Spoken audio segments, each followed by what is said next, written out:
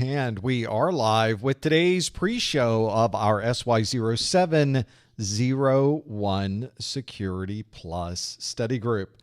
We are in our next 10 minutes. I'm making sure that cameras are working, stream is up, that we're recording properly, making sure everything is working as expected or as not expected, or however this turns out. We'll figure it out, chat. Hey, chat, how's everybody doing? Thanks for joining us. We got a lot going on right now. There's just constant motion. We got plenty of folks in the chat room checking in. Thanks for joining us today. We get started in about just over 9 minutes. Get things going here. So settle in this first hour. I've got plenty of new questions from the SY0-701 Security Plus exam objectives. And then in the after show, I will, of course, take your questions. If you have questions, you can submit them right now by visiting that URL, professormesser.com/QA. And that will, of course, not only connect you to the Q&A part, but there's a tab at the top so you can submit any questions for the after show. So we got a lot going on. There's plenty here. Folks checking in the chat room, thanks for being here. Got folks from New York City. We got Poland is checking in. So far, that's Huntsville was first on the list. What am I talking about? Just around the corner in Alabama. There's Texas, which is just over the way from there. Fort Drum, New York. We have Ghana, South Africa. There's some Floridians. Hello, Florida people. Panama City. Up there, used to spend summers in Mexico Beach, which is just down the street from Panama City. We got Bronx, the Bronx, New York. We got South Africa again. Charleston, South Carolina. Germany is here. Middle Tennessee's checking in. Nebraska is here. I don't think that's how you spell it. Well, that's how we're spelling it today. That's how it works today. Thank you for being here, everyone. Thank you for being here from Lexington and Kyoto and Tampa. More Floridians. A lot of people checking in. It's going by so fast, I can't even keep up. That's how much is happening there in the chat room. This is a good problem to have, I think. So thanks so much for bringing yourselves over to our live stream and getting things going. It's always a challenge getting this a set of questions that will be good enough for you. So we're going to see how we do today. I really worked on whatever we were working on last time worked pretty good. So we kind of kept the same thing. Some folks are saying you're having a bit of YouTube lag. Remember that you're getting your connection directly from YouTube, not from me. So if you're having problems with the YouTube stream, you can always hit the cog wheel and change that to something that your computer might like a little bit better. Maybe pop it down to 720p, 480, etc., etc. And you'll still be able to see it. I make the images pretty big. You'll be able to keep up. No problem. Will there be actual simulated questions? I have no idea what that is, but we will figure it out. You can, of course, if you're interested in participating live, if that's what you mean, where you can punch in and put your questions in, you're more than happy to do that. So visit the URL that's on your screen, the one that's just right here, the one that's down there, professormesser.com/QA. Be able to get there. Oh, we got a lot of Security Plus that's going on. Of course, we're coming up. We'll talk a little bit about the retirement date that is quickly, it seems, approaching, which can be good or bad depending on how you've planned. That's always the challenge. So we will see how you've planned in just a bit. And then on the let's see, after that, once we hit that July 31st date, then it's just 701, which would make things a little bit simpler for me to manage on this side, but that's sort of the normal thing. That's just a normal 6-month overlap, and we always tend to do that. So it's fully expected that we will have that there. Oh, beautiful weather for those of you who are also in Florida. Such a great time to be here right now. Things are so nice. So, of course, I'm inside on live stream. As soon as the live stream's over, the door will go open. There's a connected, right? You can't see it, but there's a door right there. And as soon as, well, before the live stream started, it was open this morning, which was super nice. And then in the afternoon, we'll have it open again. It's kind of nice to have the natural light coming in. It's kind of comfortable right now. I imagine it's going to shoot up to be a lot warmer later on, but right now we're in pretty good shape. I think if you were someone who was planning on getting your certification, you picked a pretty good time to do it because you've got choices. You got the 601, the 701, and it doesn't matter which one you take. Obviously, it matters which you take after studying, which is an important consideration. So you need to make sure you take the right exam based on what you studied for, but it doesn't matter which one you take necessarily. 601, you're Security Plus certified. Take the 701, you're Security Plus certified. It's the same certification. It's two different ways to get to the same endpoint. So how you get there is completely up to you. Doesn't matter. It's a different journey, but you end up at the same place. Sometimes it's nice to take that road less traveled. Sometimes it's not. So you have to figure that out. Does the material vary greatly between the two? It does, dramatically. There's only half of the information on the 701 is also on the 601. So that's a big difference. So let's say you studied for the 601, then you went in and you took the 701 exam, you would know half of what's on that exam. That's not a passing score, for those of you wondering. I'm guessing. So that's why I always tell you, make sure the exam you take matches the version of the study materials that you used. So important. There's a group of people, and they've sent me messages, they've talked to me, who say, I don't really think there's that much of a difference. I don't think you're correct in your evaluation of exactly what has changed. Okay. But in my mind, you really need to take the exam that's going to give you the best possible chance for you to pass. So we'll talk about the different versions and what that means as we get started here. We'll get things going. For those of you that want to get ready for those questions at the beginning, you want to go pop open a new browser window and go to the link that's on your screen, professormesser.com/QA. And as I mentioned earlier, for those that weren't here when we started up the stream, we will be taking questions in the after show. We have not started yet. So for those of you, I get letters occasionally of people that said, well, I was going to watch, but it's really just a picture of the back of your head. No, we haven't started yet. Eventually you will see me. We will be talking directly, but right now we're kind of making sure that everything is where it should be. So that's it. My mouse is a little crazy. That's a little wackadoo, isn't it? It's a big old mouse. I mean, it looks super large on the camera because it is super large. My entire hand, and I have a decently sized hand. I can palm a basketball. So that holds the whole hand on the mouse. That's how big that mouse is. Like it's a monster. Well, that's by design. It's a hand shoe mouse. If you want to know more about what we have here in the studio, you can go to professormesser.com/studio, and I list out all those things. Can I dunk? Well, I can hit the rim, but it's making it over. I need to work more on that. I don't know if I think those days are over of me hanging on the rim. But I played high school basketball very badly, very poorly. This is why I'm doing this now, because I played basketball in high school and found out very quickly, it's not going to work for you. You are not going to make that college team. How tall am I? All of 5'10", maybe. That's another challenge. Let's see. He's not tall enough, and he has problems with ball handling. And although I can pass pretty well, I'm a good shooter, but it's all about speed and dexterity, which apparently I don't have that much of. But that's okay. That's all right. It worked out all right for me. It's okay. I can appreciate and enjoy someone who's very, very good at their basketball playing skills. For sure. What is the difference between the 601 and 701? Oh, there's a lot. I wonder if I have it. Do I have the picture here that describes the difference? Did I stick it in the presentation? Did I take it out of the presentation? Why don't we put it in here so you can see later on? Did I put it in here? No, it might be gone. Might be missing. No, there it is.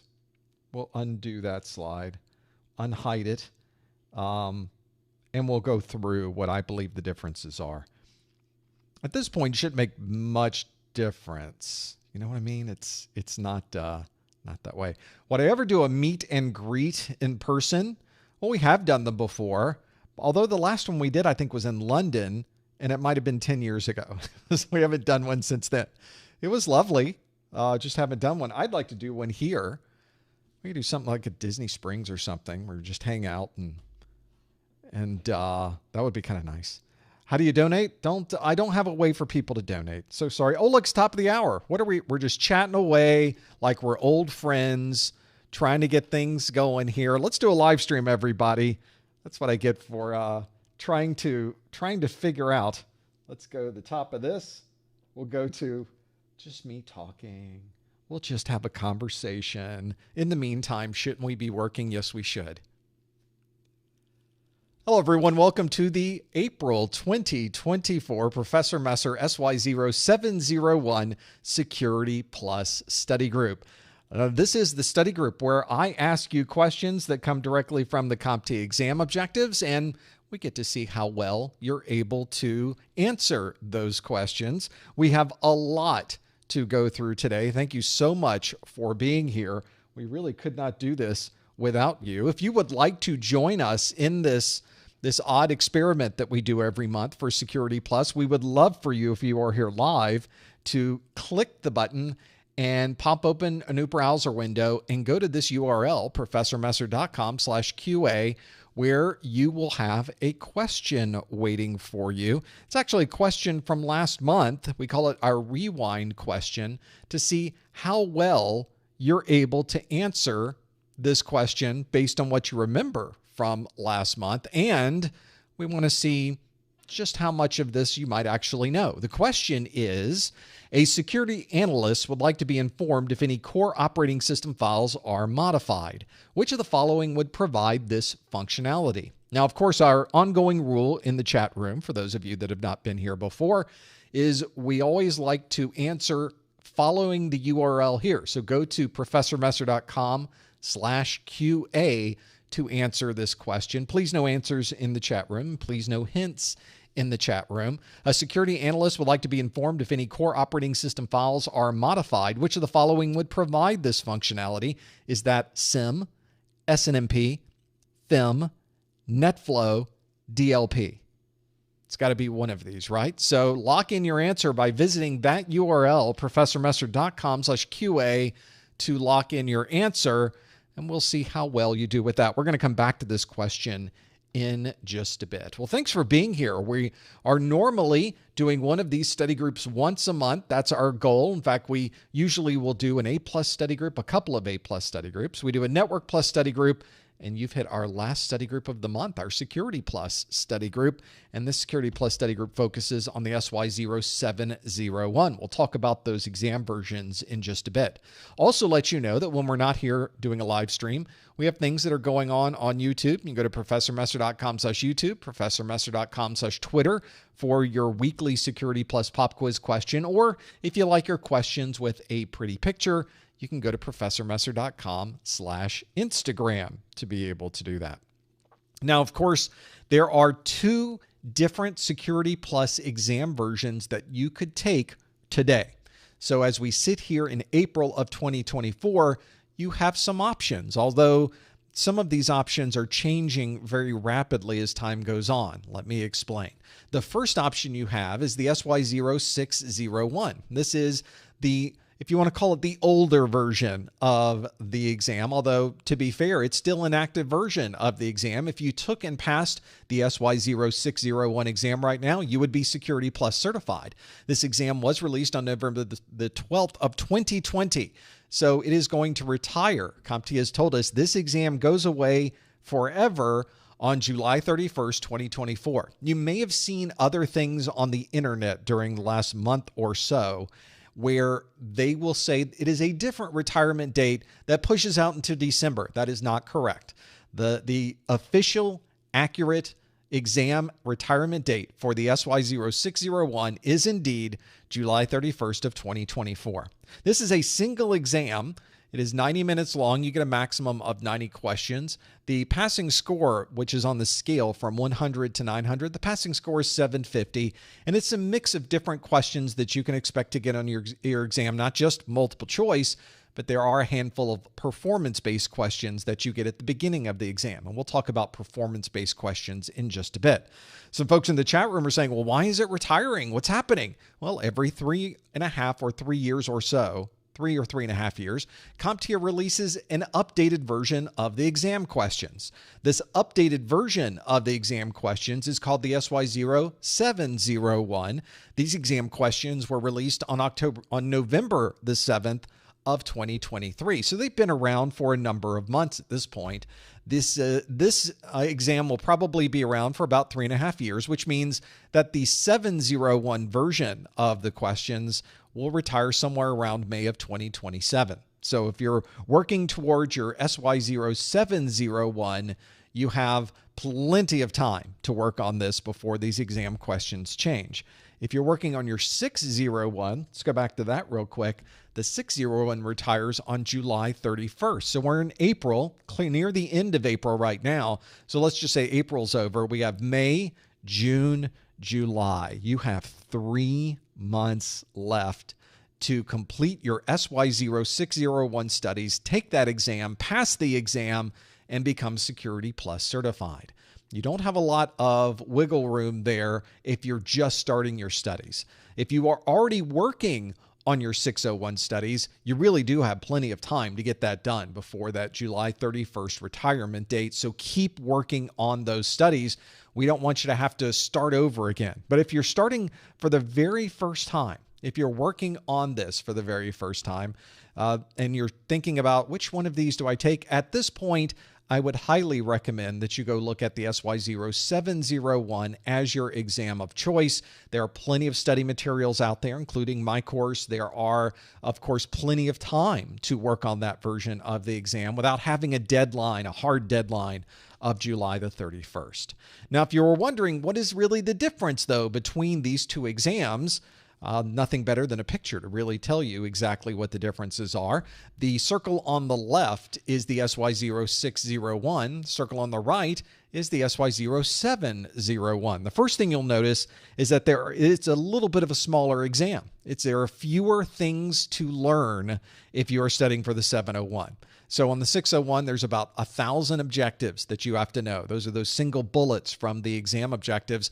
On the 701, there are 662 objectives, which means there is about 36% fewer objectives than what you would find on the 601. So some people may say that makes it a little bit easier because there's fewer things to learn, but I really think the difficulty levels are about the same, even with those differences in the objectives. But obviously, there's fewer number of bullets that you have to know. Another thing you'll notice is that the SY0-701 is about a 50-50 split between objectives that were on the 601 and brand new objectives that are not on the 601. We were talking in the pre-show about this. This is the biggest reason I tell people, if you're studying for the 601 exam, go take the 601.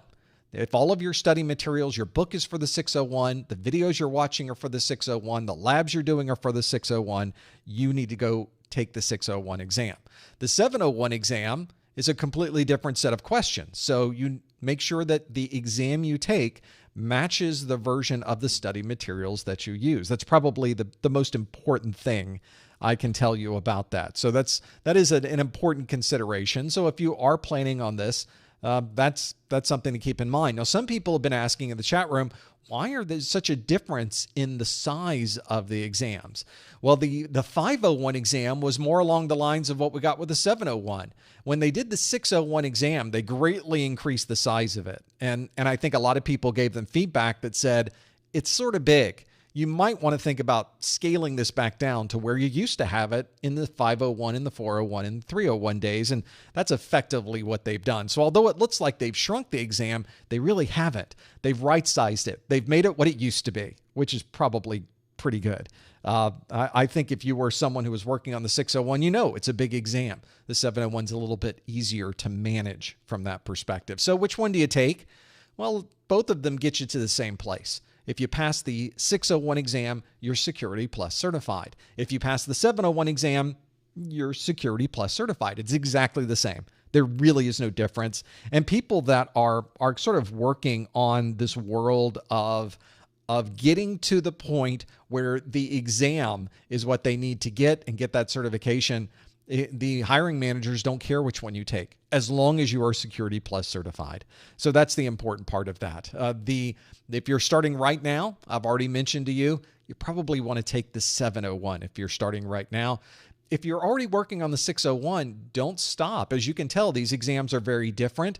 I don't want to see you have to restart your studies, especially since we still have another 3 months before the 601 ever goes away. So I think that's an important part too. Have a look at what you think is the right perspective for you, and I think you'll do fine. Pick either one works. As I mentioned, the end game, the thing that you get at the end is the Security Plus, regardless of which version you take. So really just pick the one that makes the most sense for your studies. Also let you know that we've got our 701 course and our 601 course on our website. It's on YouTube. We've got a playlist. We have course notes. We have practice exams. We have so many things that can help you pass either one of those Security Plus exams. I have all of these bundled together into my Success Bundle. So have a look at that. You've got more details are on my website. Please visit professormesser.com/701SB. That's our Success Bundle for more information on that. Also let you know that we will take this podcast or this live stream and turn it into a podcast. We, of course, have the podcast available. If you want to have this audio-only version of the podcast on your podcast listening program, you can simply search for Professor Messer or visit professormesser.com/podcast for the RSS feeds that you need to be able to do that. Also let you know that there will be a video replay of this available immediately after the live stream. You'll find it on the Professor Messer channel at professormesser.com/YouTube. And of course, about a day later, my marketing manager, Lori, goes through this entire live stream. A human actually has to listen to me. Hi, Lori. She's going through this probably at 2x speed and writing down all of the timestamps that we use for this, which are a great resource if you're looking for something afterwards. You can now go back years in our study groups and find exactly what you need very, very quickly. Thank you, Lori, for your hard work. And I know the chat room appreciates it as well. And anybody watching this video afterwards appreciates it as well. When we are not here having a live stream, you can, of course, visit us on our Discord. Go to professormesser.com/Discord, where we have people studying for their A+, their Network Plus, their Security Plus, and other exams. And it's a great place to meet people, talk about the exam objectives, test yourselves, watch videos together, to go through questions together. There's plenty to do there at professormesser.com/Discord. So plenty to see there.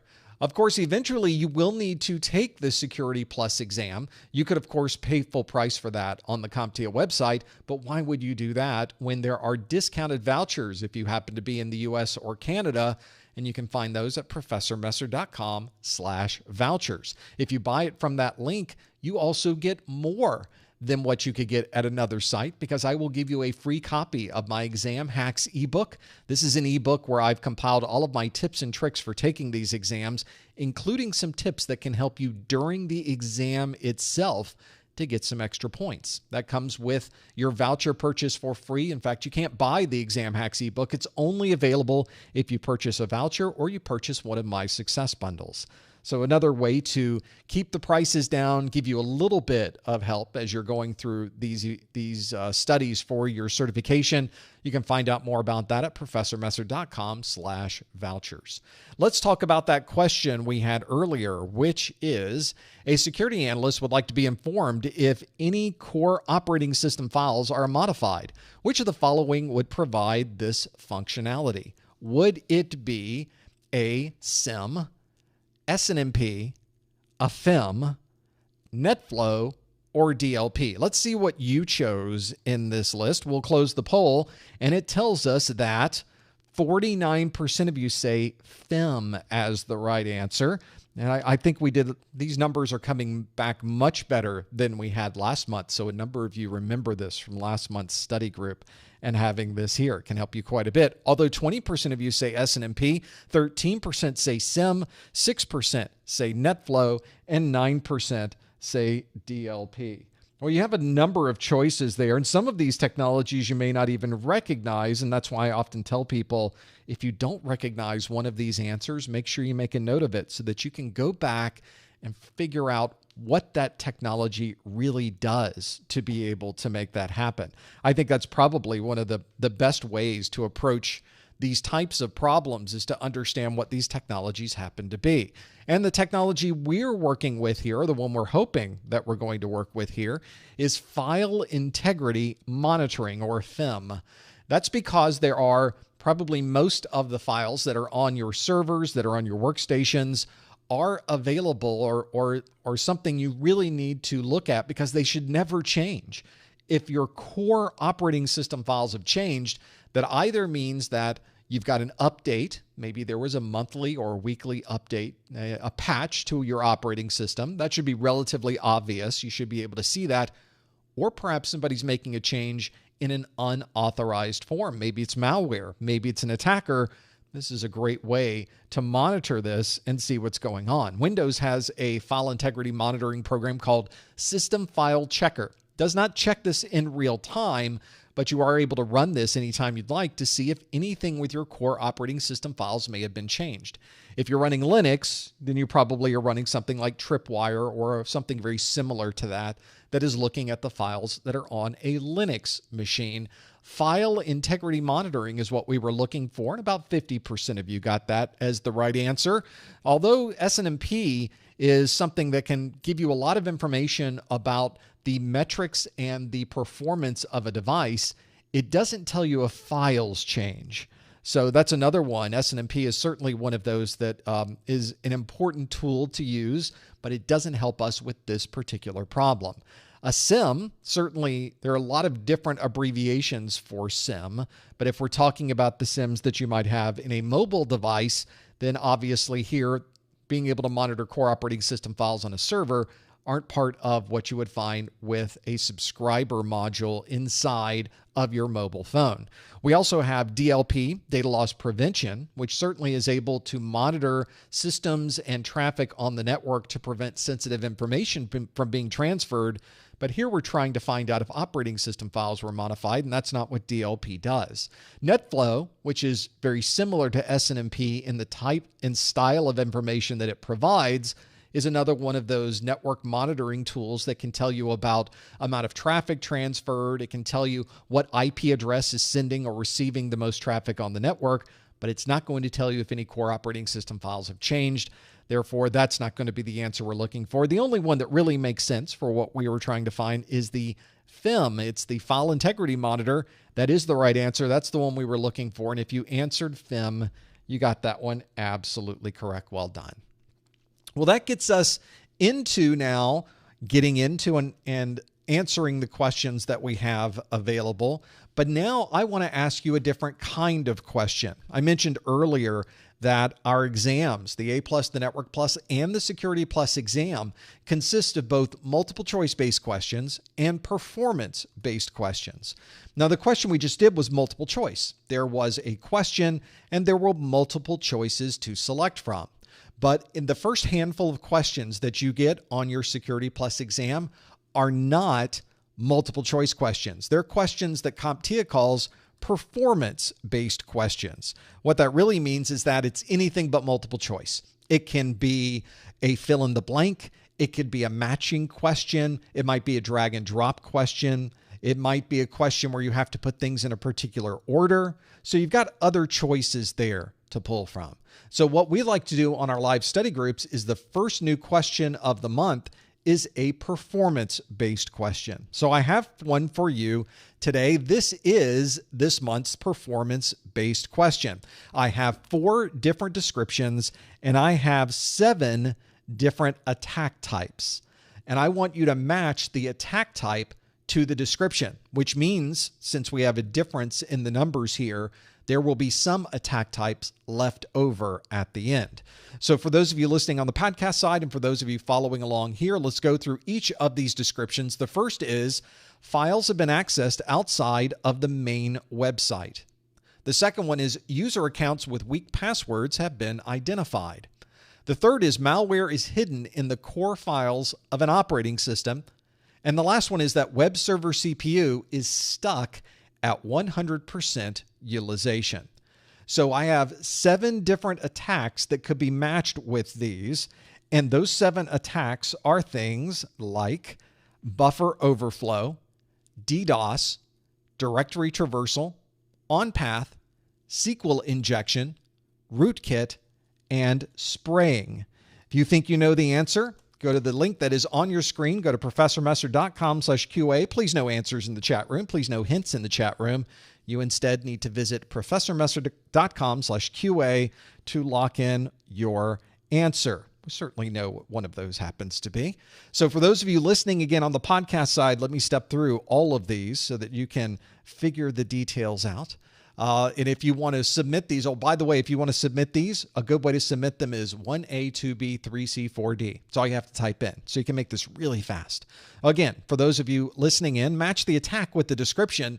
The 4 descriptions are: files have been accessed outside of the main website, user accounts with weak passwords have been identified, malware is hidden in the core files of an operating system, and a web server CPU is stuck at 100% utilization.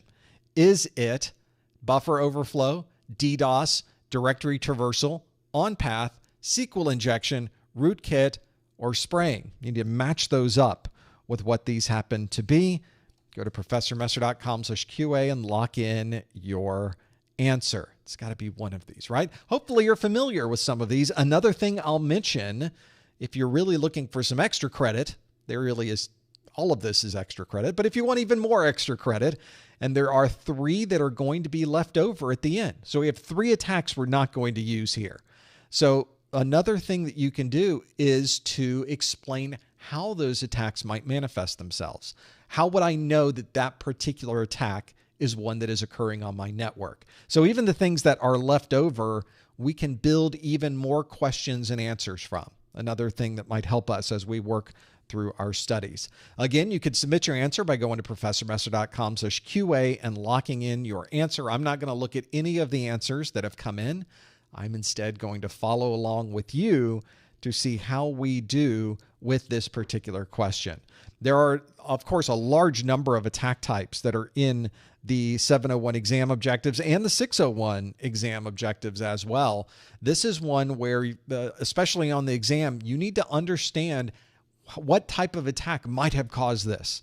And it might be 1 or 2 or 3 of them that you may be working through. So see what makes sense for you as you are going through this list. See if you can match some of these up. Some of these you may know instantly, like, oh, I know which one that is. But obviously with 4 attacks, for at least 4 descriptions and 7 attack types, there are going to be differences you'll have to make some hard decisions in some cases, which one goes with which description. I tried to create 7 of them here that are very different than each other, so you can really narrow down on what the best option might be for each of these descriptions. Hopefully you'll be able to go through and figure that piece out.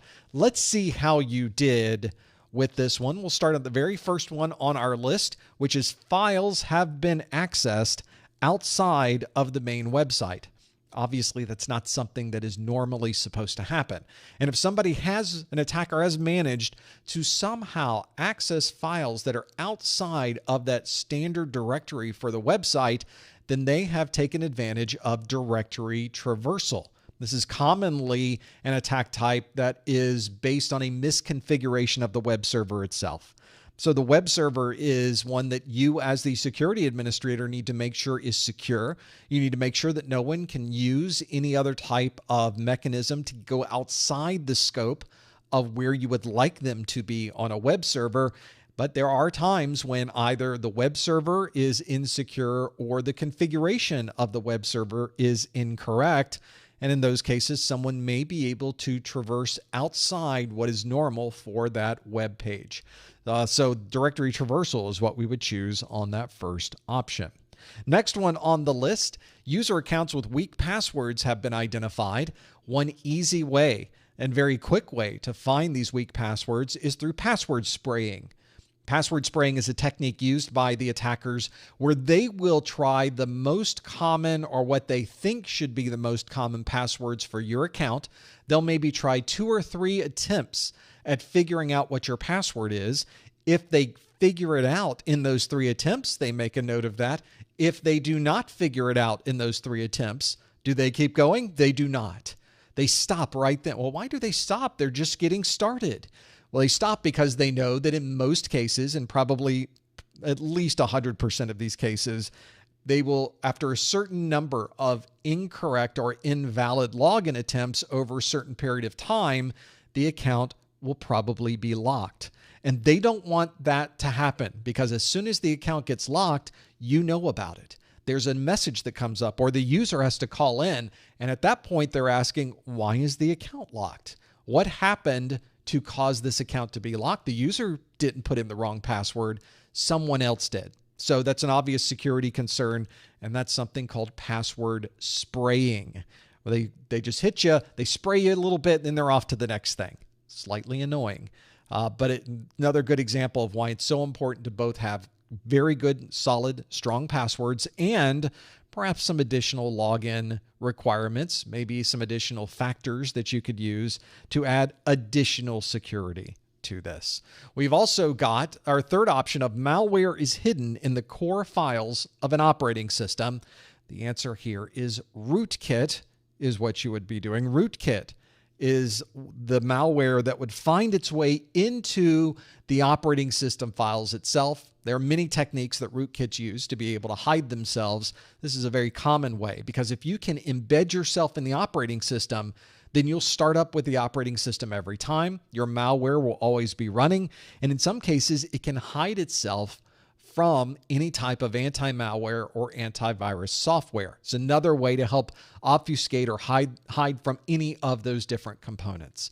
Another good reason to have some type of file integrity monitoring, or FIM, is because malware can sometimes hide in the core operating system files. Now, one of the things we've done over the years is we have improved our computers so that if something in the core operating system was modified, it will not start your computer. It's kind of nice, built into our BIOS, the new BIOSes that we use in our systems. And of course, we've got a lot of options for sort of understanding how to manage this process and what tools might be available. So in this case, malware hidden in the core files of an operating system, we can absolutely qualify as a rootkit. That is exactly what would be there. And lastly, a web server CPU is stuck at 100% utilization. It's obviously not stuck there. It's 100% utilization because it is being utilized 100% of the time. And that's obviously a concern, because usually your web server CPU needs to be way down at the bottom. Web servers don't usually work that hard. So if something has really hit this server and caused that CPU to increase, probably due to some type of denial of service. And to make it even more complicated, this denial of service can come from many different systems that are located in many different locations in more of a distributed fashion, which is why we call it a DDoS, a distributed denial of service. So certainly something we can consider if we're thinking about why this web server CPU is suddenly going much higher than we might expect. Or maybe when we look at bandwidth utilization, it's using much more of the bandwidth than we were expecting. Maybe they're using all of the bandwidth, and being really tasked with figuring out why is so much bandwidth being used here. Can be really, really quite the issue when we work through this. So that is certainly the best attack type when we consider the ones that were here. There were other options here. Buffer overflow, where some people were, in the chat room were saying, well, we could use a buffer overflow could cause 100% utilization. It could also reboot the machine. It could also cause an application to crash. It could also use buffer overflow is sort of a random type situation in many cases, and it is very unusual to find a buffer overflow that does exactly the same thing every time. But when the attackers find that, they really go after it. That doesn't help them very much. A buffer overflow, the point of doing that is not to cause a system to break. The buffer overflow is there so the attackers can gain additional access to the operating system. If someone is using a buffer overflow to cause the system to be stuck at 100% utilization, we would categorize that as a distributed denial of service. Most certainly that's what's going on there, because that's the whole point of what they're doing there. So if you're looking for the best answer, and all of your answers on the exam should be the best answer, DDoS certainly fits that fourth description much better than buffer overflow would. So that's another good example of where multiple answers here seem like they would be right, but we have to make a choice as to which one is the most right. And the exam is going to expect that from you every single time. Next on our list is an on-path attack. This is an attack where someone may be going through the process of getting into the middle of a conversation to be able to either look at the conversation that's going back and forth or change the data, manipulate the information that's going between two systems. And in that particular case, on-path attack certainly fits that description, but doesn't fit any of the descriptions that we have here. We would not be able to, on-path attack would not have files accessed outside the main website. Weak passwords has nothing to do with on-path. Malware in the core files of an operating system, certainly not an on-path attack. And a web server CPU stuck at 100% utilization doesn't really describe that either. So it would not be an on-path attack. And then lastly, SQL injection was another one that you could have chosen. The last option here, SQL injections are usually done to a web server front end to gain access to a backend database in an unauthorized form. So it's a very, very significant vulnerability because it effectively gives the attackers access to all of the data, or at least a large chunk of data that is in your database.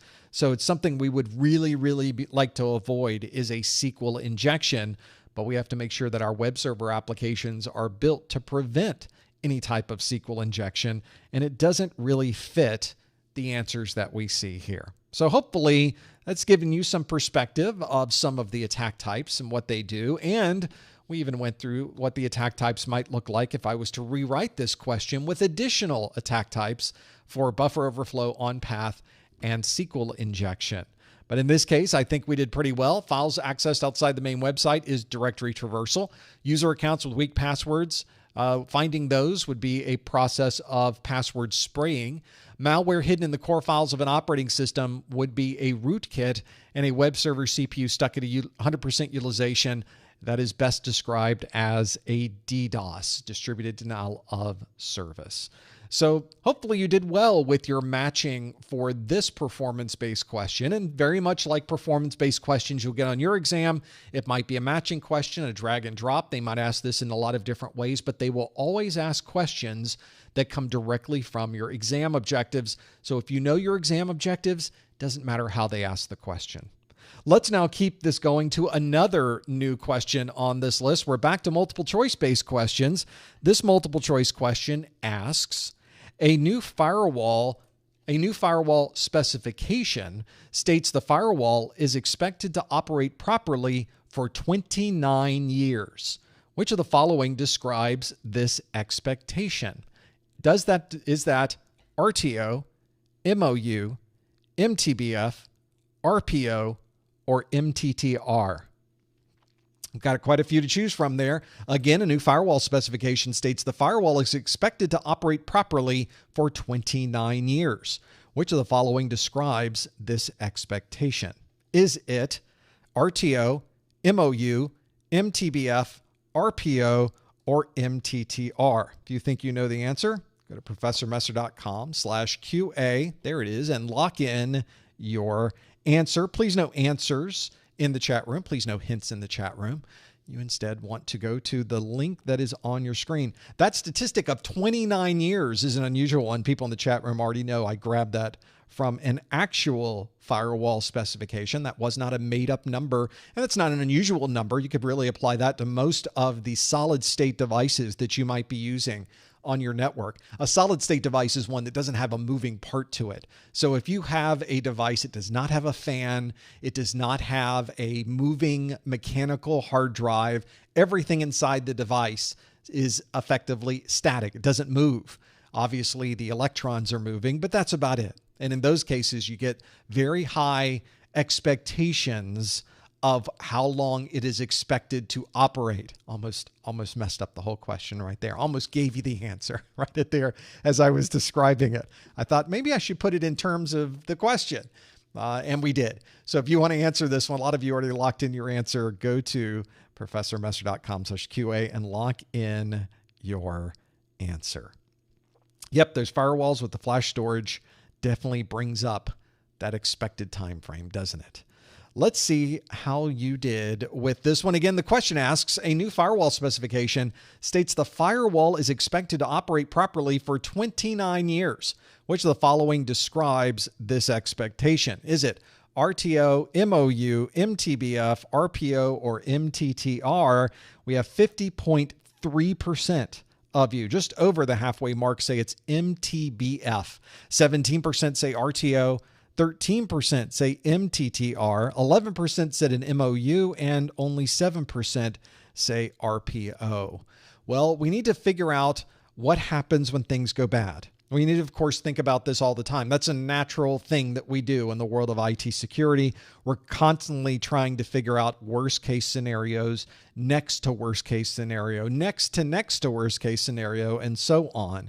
So we have to start thinking about how we would recover from problems. And one of the key statistics, one of the important metrics that we consider when we are putting equipment into our network is how long we can expect these to run until we have to fix it, because that is certainly going to be an important consideration for maintaining the uptime and the availability of the data on our networks. It can also be a security issue as well. With certain devices like a firewall, that is certainly a security issue. And mean time to repair, MTTR, is the average time required to fix an issue. Well, that's part of it, I guess. Once it fails, I do have to be sure that I can repair it. So we need to think about how long that might take to repair. But that wasn't our question. Our question was about how long is it going to be until it fails? All right, well, that's an issue. So we need to consider the mean time between failures. What is the time that we can commonly expect before this system has some type of failure? Now, obviously, this doesn't mean that you have any type of third-party intervention. You know, getting hit by lightning, since I'm in Florida, obviously, lightning is an enormous concern, storms and that type of thing. This isn't considering those types of things, these unexpected or things that you can't control. This is really talking about what you can control. If you put this device into a room, you plugged it in, and nobody touched it, how long would it expect to run? And the mean time between failures is a good example of that. Usually it's based on a good expectation. Obviously, some of the firewalls that you may be installing haven't even been around for 29 years. How can you expect that number is even going to be accurate? Well, you have to take every single component, and then there are measurements that they do to determine how much they think that component will last into the future. And they do that. In this case, MTBF is the time that we were looking for. And in fact, 50% of you, half of you, did say it is the mean time between failures. That's exactly what we were hoping for. We did get 13% that said the mean time to repair. In this case, that's not what we were looking for either. We're hoping to get a better perspective of this. There are other statistics on here we need to take into account, things you may want to know, because all of these statistics are important to consider, especially if you're going through your exam. I would highly recommend you have a look at section 5.2 of my 701 course. It's a video called Business Impact Analysis, where we go through the details of RTO and RPO so that you can bring those into the mix and understand where you might be applying those particular metrics into these equations. And then a memorandum of understanding, the MOU, has nothing to do with a firewall or downtime or recovery or any of that. I just needed another acronym to put into this list, and that was a good one that I put in. So this is an example, though, of the thought processes you have to go through when you are a security professional who's buying equipment, installing equipment, and planning for the future. And if you are doing anything with security, you're going to be involved in disaster recovery process and making sure the data is secure. And these statistics are going to be very important for helping you plan and understand what you might need to have on standby or have on contract to get to your office as soon as possible. For example, what if this firewall was one that is expected to operate for 4 years and then fail? Your mean time between failures is 4 years. You may think to yourself, maybe we should put another one of these on site. Maybe we should just put one in the box in the back room, and if it fails in the next 4 years, we can plug this new one in. Or if it's 29 years, you might not have to do that. So there is a financial aspect to this along with the logistics that you must consider. And of course, all of those are intertwined with each other. For those of you asking, that's a Palo Alto Networks firewall, 29 years, where I grabbed that statistic from. So I went to their website, grabbed the specifications, the tech specs, the PDF file for one of their solid state firewalls, and just grabbed that 29-year number so that it would be something that would be accurate in the question as we're going through this. Well, it makes sense, doesn't it? For those of you who follow us for a long time, I'm a former Palo Alto Network Systems engineer, so these are statistics I'm very, very familiar with. So it was a good example. But that same number probably applies to any solid state type firewall that you would run into. So makes sense to me. Let's do another question. We've got more on this list, so let's go to this next one, and it asks, in a zero trust architecture, which component is responsible for allowing, monitoring, and terminating connections? Is that a policy decision point, a policy enforcement point, a control plane, a policy engine, or a policy administrator? I will say in this case, I might have made up a couple of these, just so you're aware. So if you're thinking, wow, there's that many things that have policy in the name? No, I had to make a couple up. And one of these doesn't have policy at all. Maybe that's the answer. Maybe that's what set it off. Maybe I wanted the others to be there to kind of throw off everything. We'll find out. If you think you know the answer, go to professormesser.com/QA to lock in your answer. Questions about zero trust are not on the 601. So for those of you that are in the chat room and studying for your 601 exam, this is a topic you will not run into. But this is our 701 exam study, so it makes sense that we would go through a topic like this. The question again asks, in a zero trust architecture, which component is responsible for allowing, monitoring, and terminating connections? Is that a policy decision point, policy enforcement point, control plane, policy engine, or policy administrator? If you think you know the answer, go to professormesser.com/QA and lock in your answer. Please no answers in the chat room. Please no hints in the chat room. We can figure out what we think the answer to this might be. Zero trust is an important consideration. We have been using these terms for quite a number of years now, so it's good to see this in the latest version of the Security Plus exam. These are things that are important to know. And I think as you start looking at other exams that will be coming up, Network Plus has a little bit of zero trust in it. Probably the next A Plus may have a little bit of zero trust in it. So it's an important thing to know about for anyone who happens to be in IT, because you may run into situations where you're implementing aspects of zero trust in your infrastructure, and it's important to understand, at least logistically, how all of this works together. Answer your question by going to professormesser.com/QA and locking in your answer. Let's see how you did with this one. The question again asks, in a zero trust architecture, which component is responsible for allowing, monitoring, and terminating connections? Is it a policy decision point, a policy enforcement point, a control plane, a policy engine, or a policy administrator? And you chose a lot of different things. If we go with the one that is the most number of votes, policy enforcement point got the plurality of votes. Control plane, and that policy enforcement point at 32%, control plane got 30%, so it's effectively a tie for first place.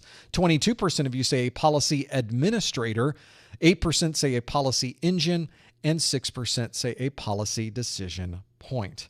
Well, this brings us to what would be the best answer here. And if we start looking at where these different components are, the thing that makes decisions and is responsible for allowing, monitoring, and terminating connections, such as subjects and systems, would be our policy enforcement point. This is, for lack of a better word, the gatekeeper. It's the one that is making decisions on who are you. Oh, you want to go there? Let me decide if you're able to go there or not. It's our policy enforcement point.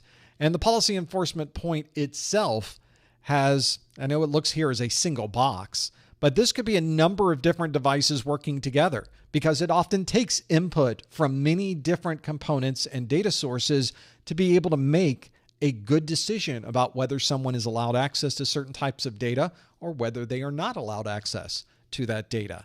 It's the policy enforcement point that gives us that. The policy enforcement point itself is in the data plane.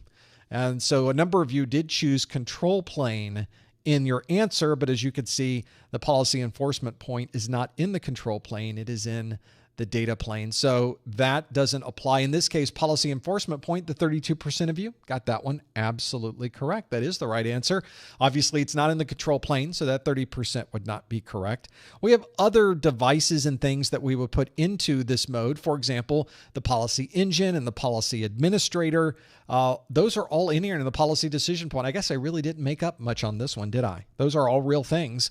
And so the policy decision point and the policy engine and the policy administrator that we have here, although part of a zero trust architecture, do not have the same types of requirements or responsibilities as the policy enforcement point, which is the one that is really allowing monitoring and terminating connections. 32% of you got that one absolutely correct. That is the one we were looking for, and you did a great job on that particular question.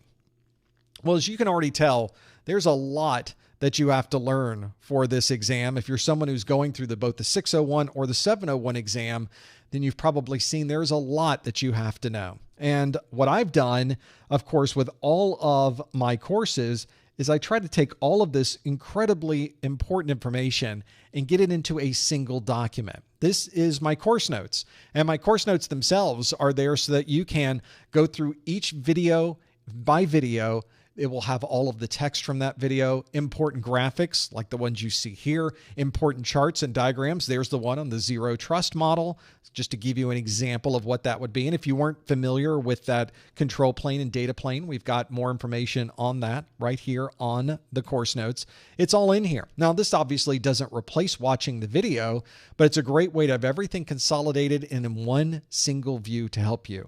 We have that digital version in PDF that you see, or that you just saw on your screen. We also have physical versions that are identical to the digital, but it's something that you can put in your backpack, take along with you, something you can really touch and read through and write on and make notes. If you don't like the digital form, that's an option for you. And if you purchase the physical form, you get the digital version for free. So while you're waiting on this to be delivered to your mailbox anywhere in the world, we will certainly be able to have you download immediately the digital version so you can start with your studies right away.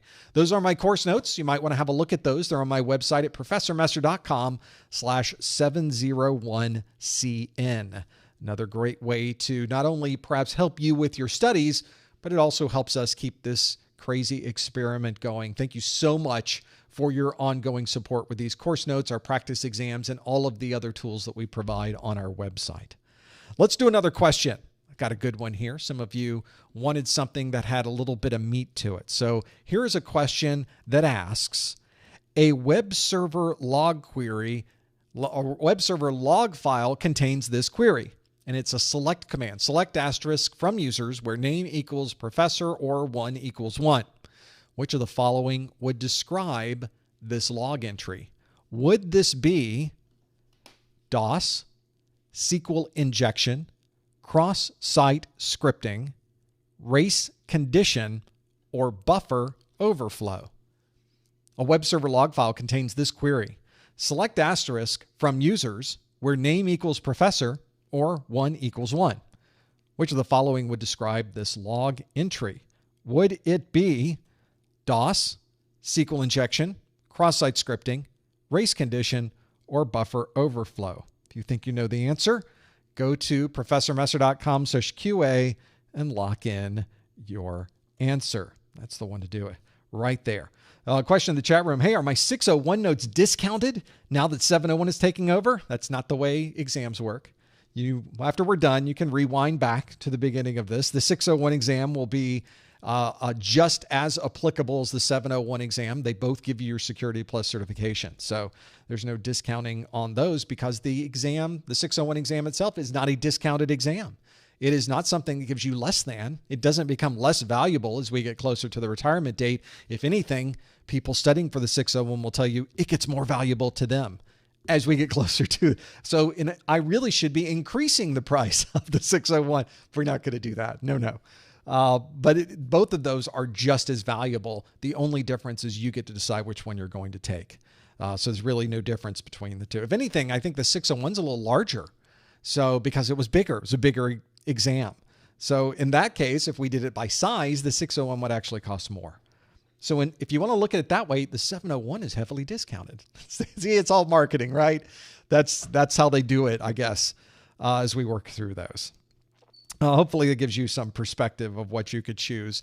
Then this is an attack question. I know we just had an attack question earlier, but I like to fit in some practical examples of attacks. This is certainly a practical example on that query. Maybe it's one that you see in a log file and you'll have to be able to understand what this might be. I think that might be very helpful. Let's see if you know the answer. A lot of you have locked in your answer. Let's see how you did. The question asks, a web server log file contains this query: select asterisk from users where name equals professor or 1 equals 1. Which of the following would describe this log entry? Would it be DOS, SQL injection, cross-site scripting, race condition, or buffer overflow? And 83% of you say it's SQL injection. So this is one where we either all got it right or we all got it wrong. It's got to be one of those, right? So we'll have to see if this is one that we might run into. Cross-site scripting was 11%. So some of you thinking, oh, maybe this is cross-site scripting. Somebody fitting that into a cross-site script. We'll talk about why it could and could not be in just a bit. Race condition got 3%. Buffer overflow 1.41%. The buffer overflow people still hanging in there. Good for you. And then a DOS. I guess we did pretty well with our description of a denial of service earlier because 0% of you think that it is a denial of service. So very good example of how we might want to choose that particular kind of problem.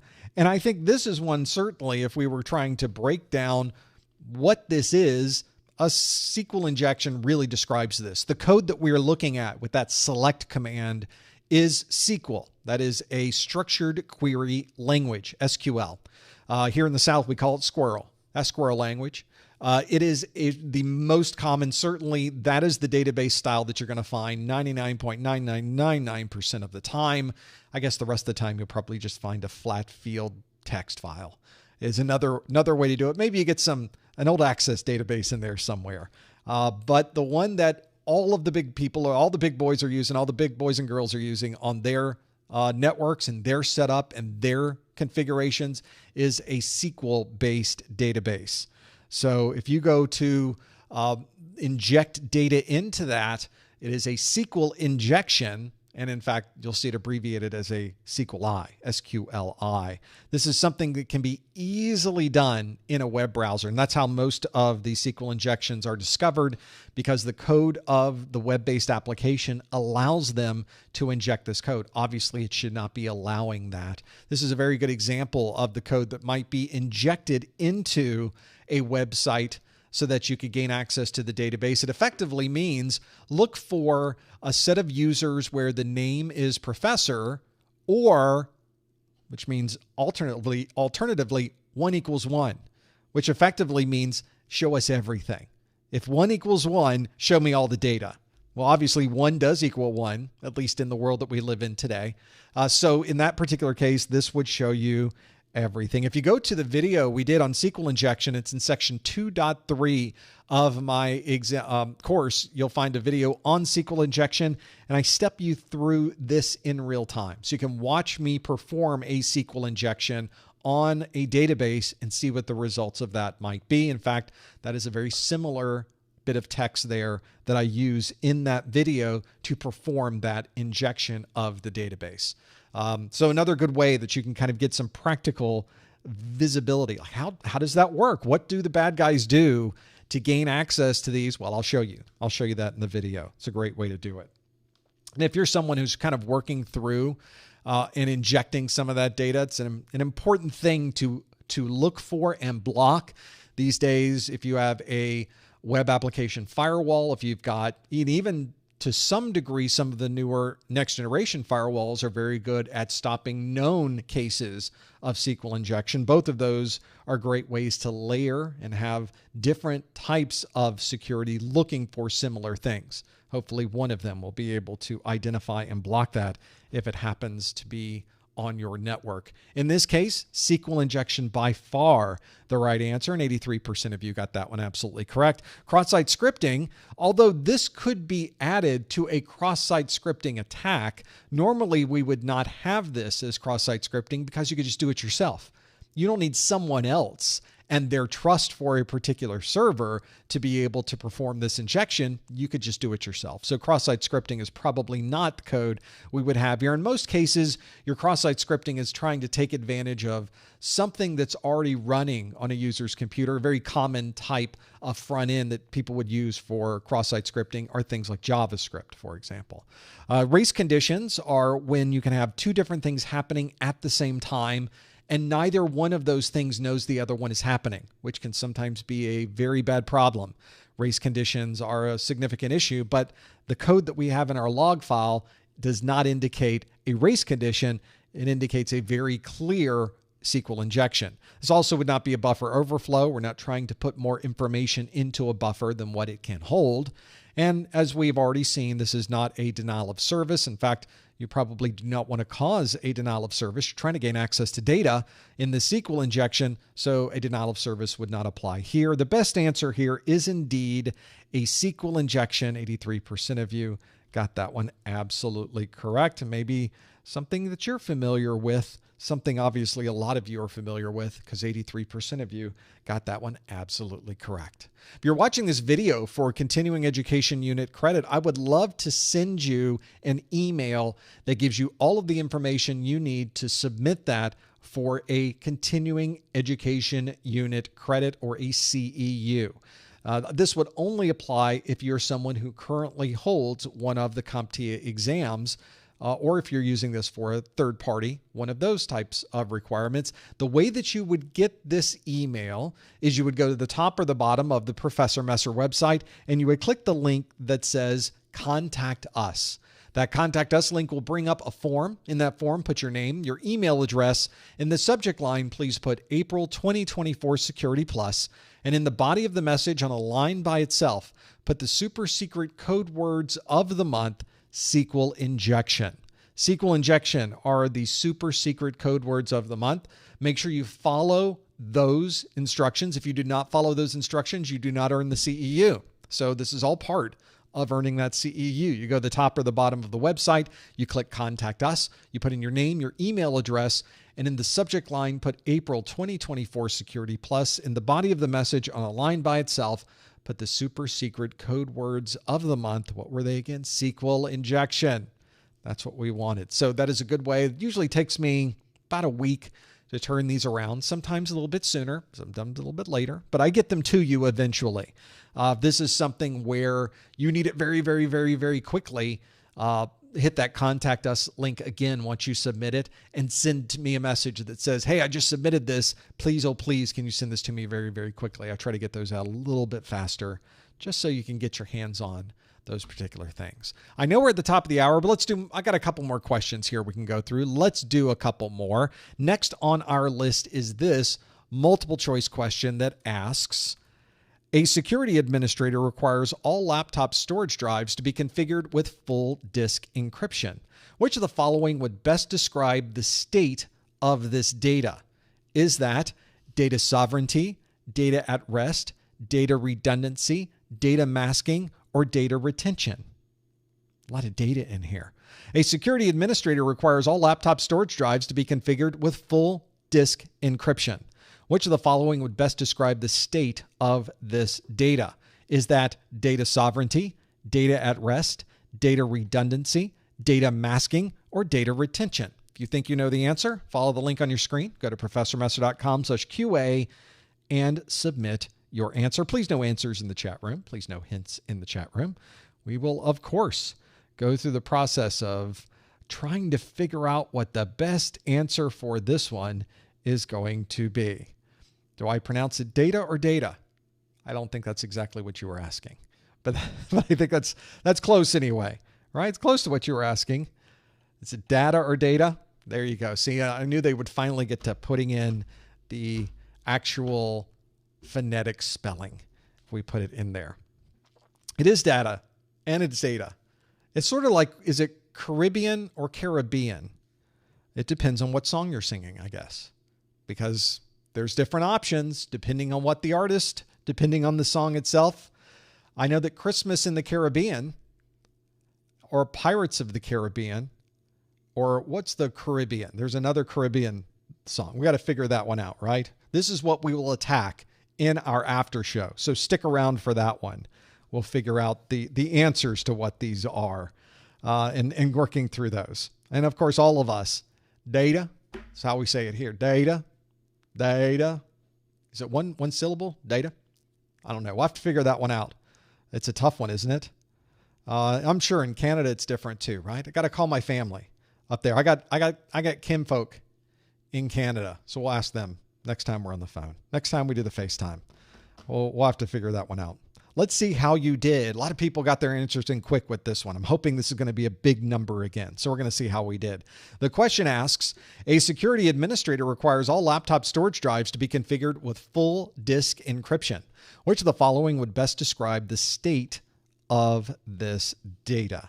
Is it data sovereignty, data at rest, data redundancy, data masking, or data retention?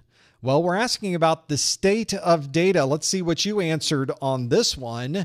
We can see that 49% of you say it's data at rest. 27% of you say it's data masking. 10% say data sovereignty. 6% say data redundancy, and 6% say data retention.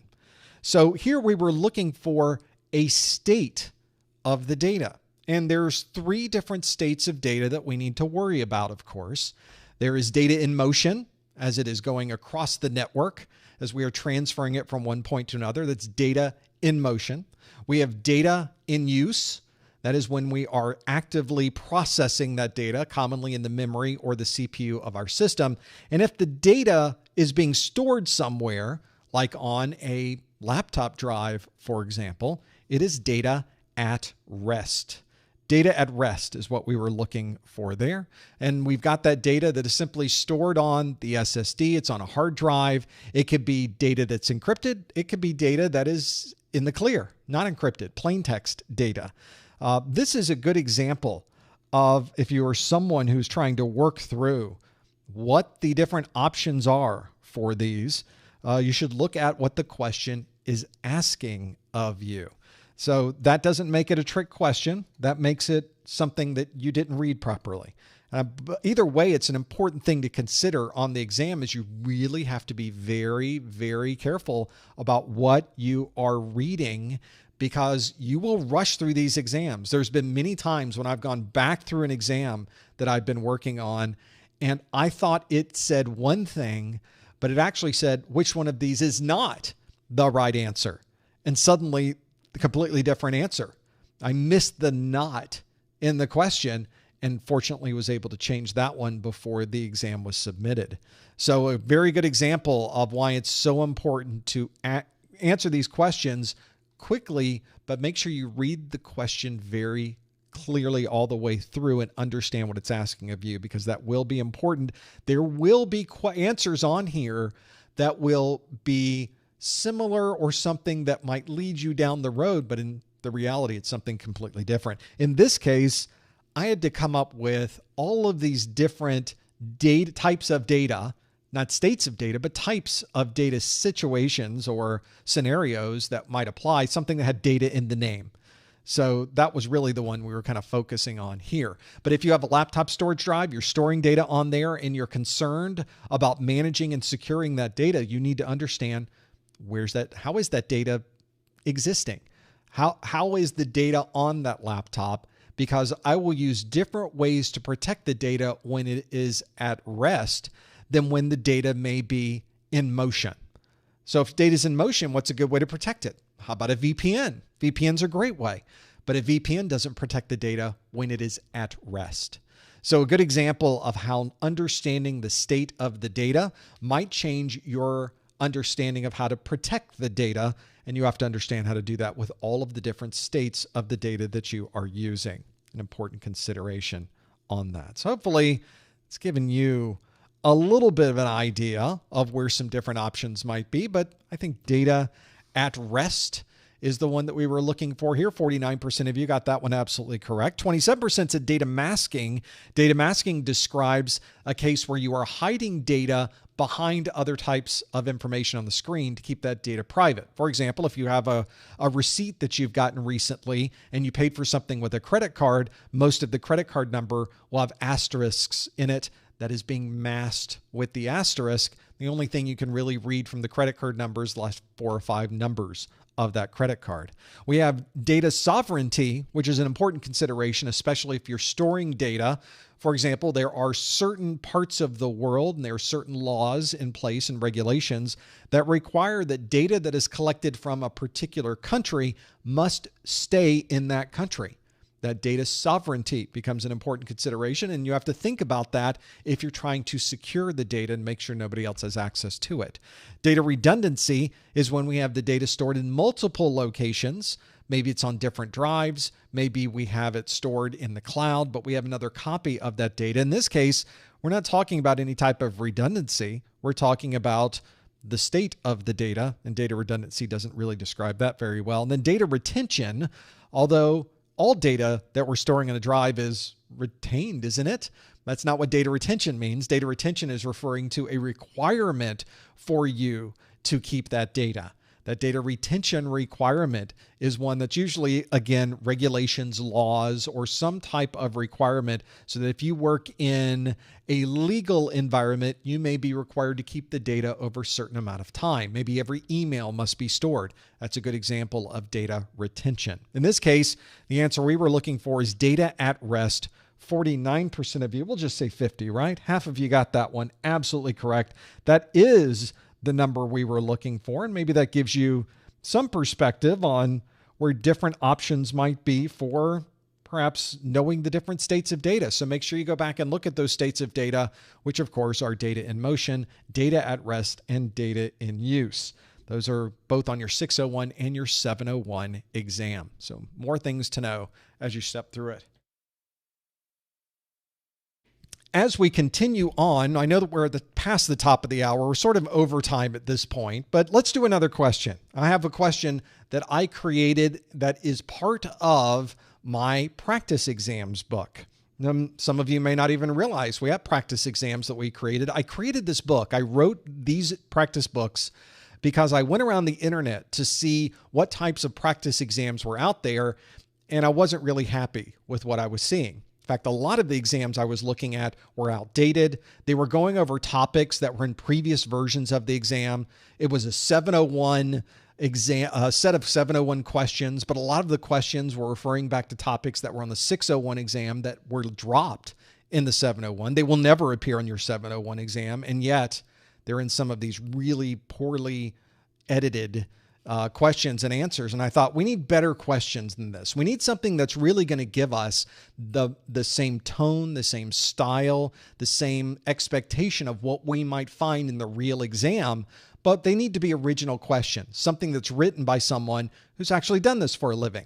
Hey, I know someone just like that. It is my practice exams book. So let's do a question from my practice exams book. I have one right here. It's question A15. Some of you like the one we just did on the SQL injection, so I thought we'd do another one where we have some actual examples of real log data. This is A15, page 8 in my book, and it says a security engineer is viewing this record from the firewall logs, and it gives us this long record here. I'm not going to say everything that's in here, but it says that it is a gateway antivirus alert. It gives us a name. It says that it's a Trojan, and it says that has been blocked. And then we ask, which of the following can be observed from this log information? Would it be the victim's IP address is 136.127.92.171? Is it that a download was blocked from a web server? Is it that a botnet DDoS attack was blocked? Or is it that the Trojan was blocked, but the file was not? Now, this is a PDF. which means if I wanted to go through this PDF and I wanted to maybe annotate it, I have annotation functions in my PDF. If I see something that's interesting to me, I can highlight it. I can mark up, and if you have a stylus, I could write on my tablet, for example, because it's a PDF. We can really go through the details and write whatever we would like on the screen. If we happen to think we know the answer, we can always mark one of the answers that we have here on the screen or highlight different pieces of it. It's just another way that we could take advantage of this being in this PDF digital format. Another thing that's built into this, you may not have even realized, is there are quick ways to find the answers. Although we're on page 8, you can see page 7 is, well, you can't see page 7 is here, but we're on page 8. If we just want to know, is the answer A, B, C, or D, we can go to page 33. But if we want a more detailed answer about what is here, we would go to page 53. Well, instead of scrolling through a PDF, which is no fun at all, there's a link. If you click on the words quick answer or you click on the words the details, it takes you to that page instantly. So here's the question at the top of the page, and it says the answer is B, a download was blocked from a web server, and I give an explanation in the book on why that is the right answer. Nothing earth-shattering there. Almost all practice exams will give you some feedback on why the right answer was right. But I don't get the right answer when I'm taking a practice exam. I often get wrong answers, and I feel like that's an opportunity for us to learn more about why we got it wrong, which of course gives us more information on why the right answer is right. So in every single question in my practice exams book, not only do I document why the right answer is right, I document why every wrong answer is wrong. I think that's a great opportunity to sort of finish that whole circle of learning the topic, not just learning it by what the right answer is, but learning all of the different nuances of all of the answers that are available. Sort of like what we do with our live study groups, but it's in this form of my practice exams book. And if you read the question and you have no idea what I'm asking, well, there may be other problems there, but one of the things that I include is the documentation on where this question came from. So you can click either on the link that is on your screen to go directly to the video, or if you have this in the electronic format, you can simply use your phone camera to scan the QR code, which will also take you to the video so that you can learn more about what these topics are associated with this. I'll also tell you that even if you get the question right, I highly recommend you read through the incorrect answers, because the question on your actual exam may be topics that are covered in the incorrect answers in my book. Now, I'm not going to pick every right answer you will ever find on your exam. The exams change all the time, but this one is going to give you a nice overview of at least 4 different topics. It's almost like 4 separate questions all in this single answer. And of course, since it's a PDF, I can click the back button in my PDF. Did you even know that PDFs had a back button? They do. And I can click the back button and we're where we started. And now I can go to the next question that's on the list and we can keep this whole process going again. That's my practice exams books. Hopefully that's something that can help you. There's digital versions available and of course, physical versions. It's a big book, 380 pages. This is the 601 book here. There's a 701 book as well on my website. Obviously, you want to choose the 701 if you're taking the 701 exam, the 601 if you're taking the 601 exam. The one we just did obviously came from the 701 book, so you can expect to see that one in your book when you are done. There's also a link in the main menu of the website that will take you to both the course notes, the practice exams, or if you buy them together, you get a little bit of a cost break with that as well. It's always good to get a deal wherever you're going. So another way to save some of the costs associated with that, instead of buying them separately, buy them as a combo. I mentioned earlier in our study group that all of the topics we covered today come directly from the CompTIA exam objectives. This is an important thing to know about, not only because you know where I got all of this information from, but CompTIA's exams stay almost exclusively to this list of topics. Well, that means that if you're trying to figure out what are they ever going to ask you on the exam, well, they have a list of this all ready to go, and it's the exam objectives. I have a copy of these on my screen we can bring up. There's the objectives. So if you wanted to go through every bullet that's on these objectives and you know every single bullet that's here, and you are able to explain to someone else what each one of these happens to be, you will be ready for your exam. That set of objectives is also free on the CompTIA website. You don't have to pay for it. and they tell you everything they would possibly ask on this exam, to the point that I tell people, and I think this is very, very accurate, in fact, easily the case, that if you know everything in the exam objectives, you're going to pass your exam. How can you not? Because they will ask all of the topics, all of the questions, all of the answers, all coming from these objectives, just like the ones you saw today. So another thing that might help you as you're going through this list is to get those objectives. You can either go to your favorite search engine and type in CompTIA Exam Objectives. It'll be the first link there, or follow the link that's on your screen. Go to professormesser.com/objectives. Another good place to find those. We do one of these study groups every month. So we have all new questions every month. It's not the same questions over and over again, something different for all of us. And you can, of course, go back and watch replays of all of the ones that we've done for both the 601 and the 701 exam. We have another one of these Security Plus study groups planned for next month, currently planned for May the 22nd. We have A Plus study groups on the 7th and the 9th of May. We have a Network Plus study group on the 15th of May. And then on the 22nd, we have our next Security Plus study group. Sometimes these dates and times can change, sometimes very, very quickly. Sometimes there's plenty of time to know, but you will always know when the next live event will be by visiting the URL on your screen. Go to professormesser.com/calendar, and you can, of course, find out when the next event is. If I ever have to change these, I change on the calendar first thing. I also have a duplicate of that on our Discord. There's an events channel on the Discord. I don't have any of the events in there for May. We got to do that later on today. But everything that's there, you'll be able to certainly go through and find all of those. Well, we're not done. Although we are done with the first hour, we're not done with our study group today. We have plenty more to go through. Stick around for our after show coming up immediately afterwards. Just stay where you are.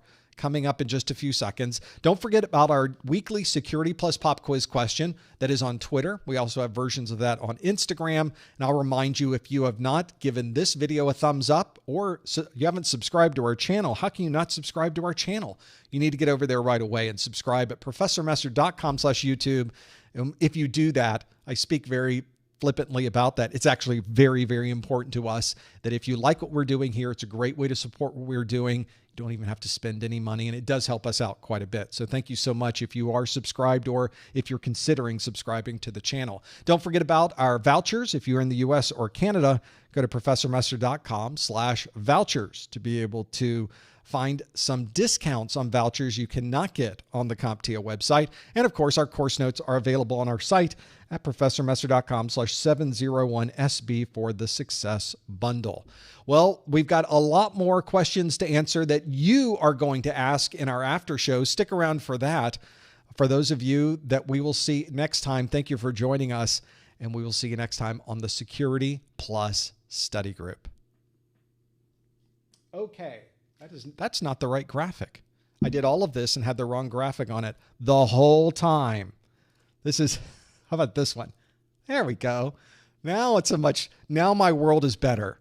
Now we are in a much happier place. Just the little things in life that show, see, it's all live. It's not like I can figure this out and get it all right every time, right? But the questions were right.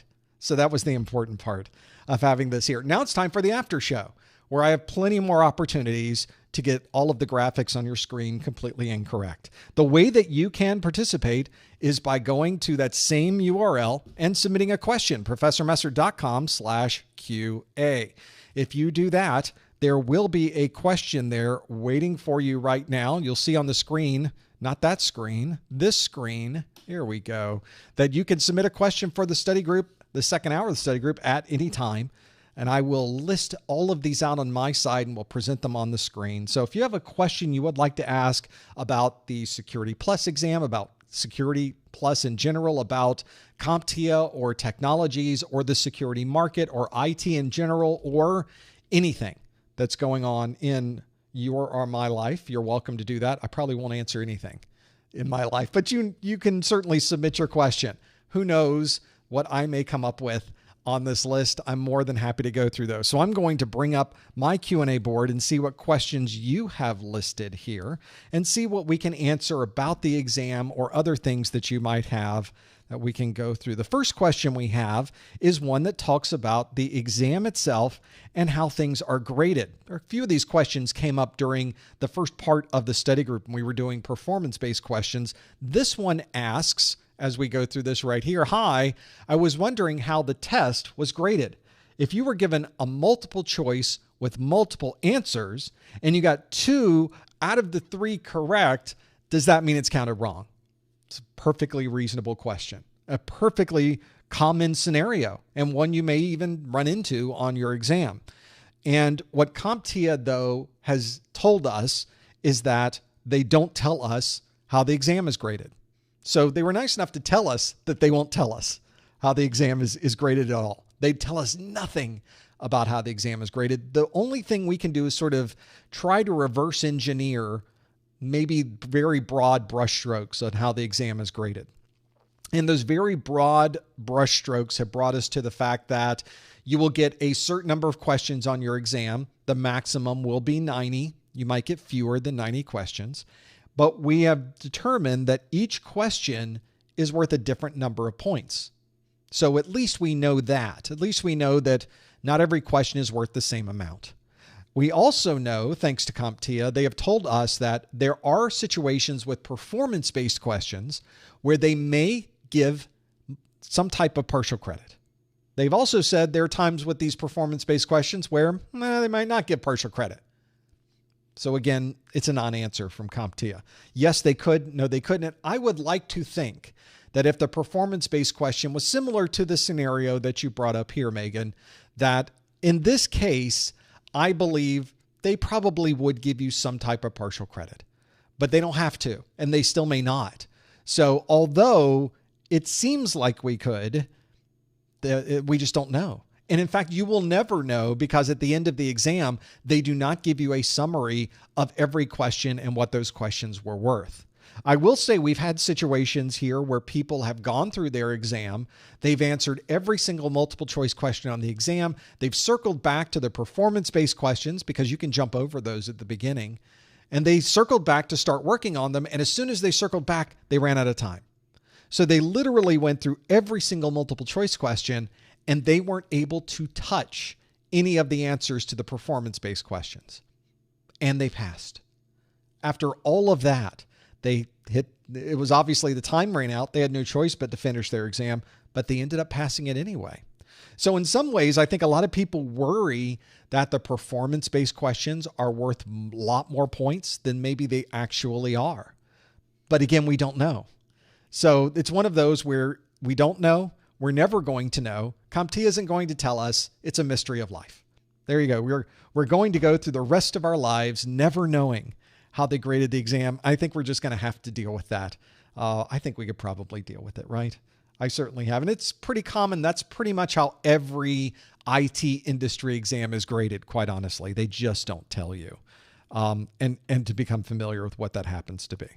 Let's see what other questions you might have. Again, your link to submit questions is right there on the screen. Go to professormesser.com/QA and you can submit questions right there.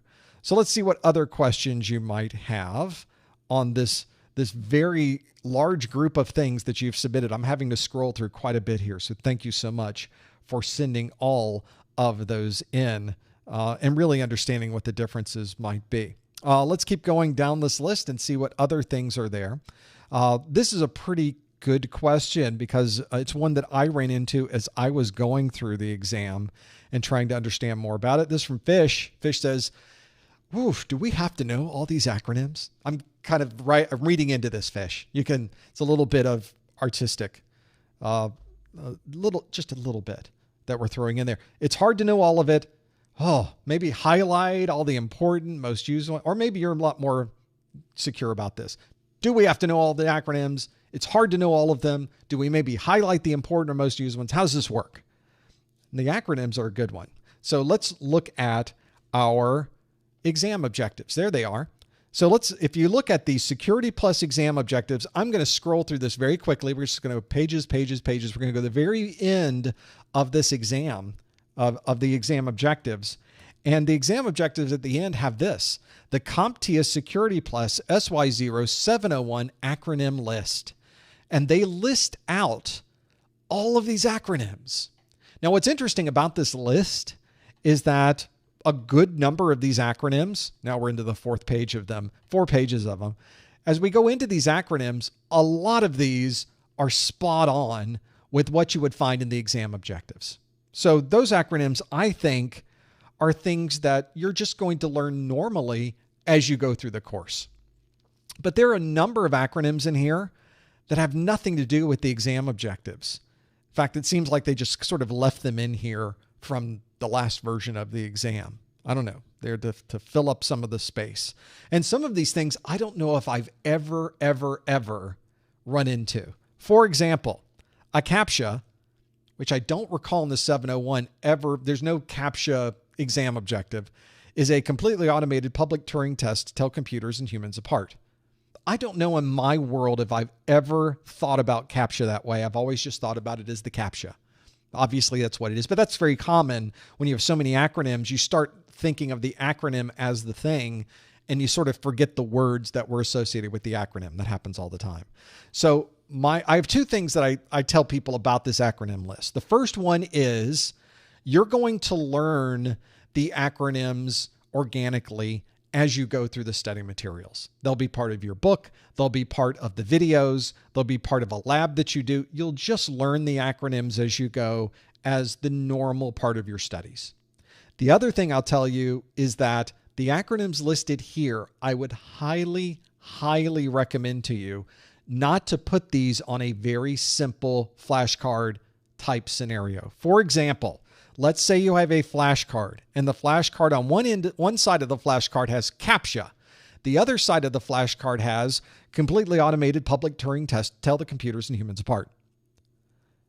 If you use that and you memorized it, I don't know that that's going to help you at all for the exam. And I don't know, you'll never see a question certainly have this very long set of words inside of it. So that's not going to come up on the exam. And having the CAPTCHA there, it's not even part of the exam objectives. Are we ever going to see a question on that? Probably not. So this may be one of those that doesn't really help us very much.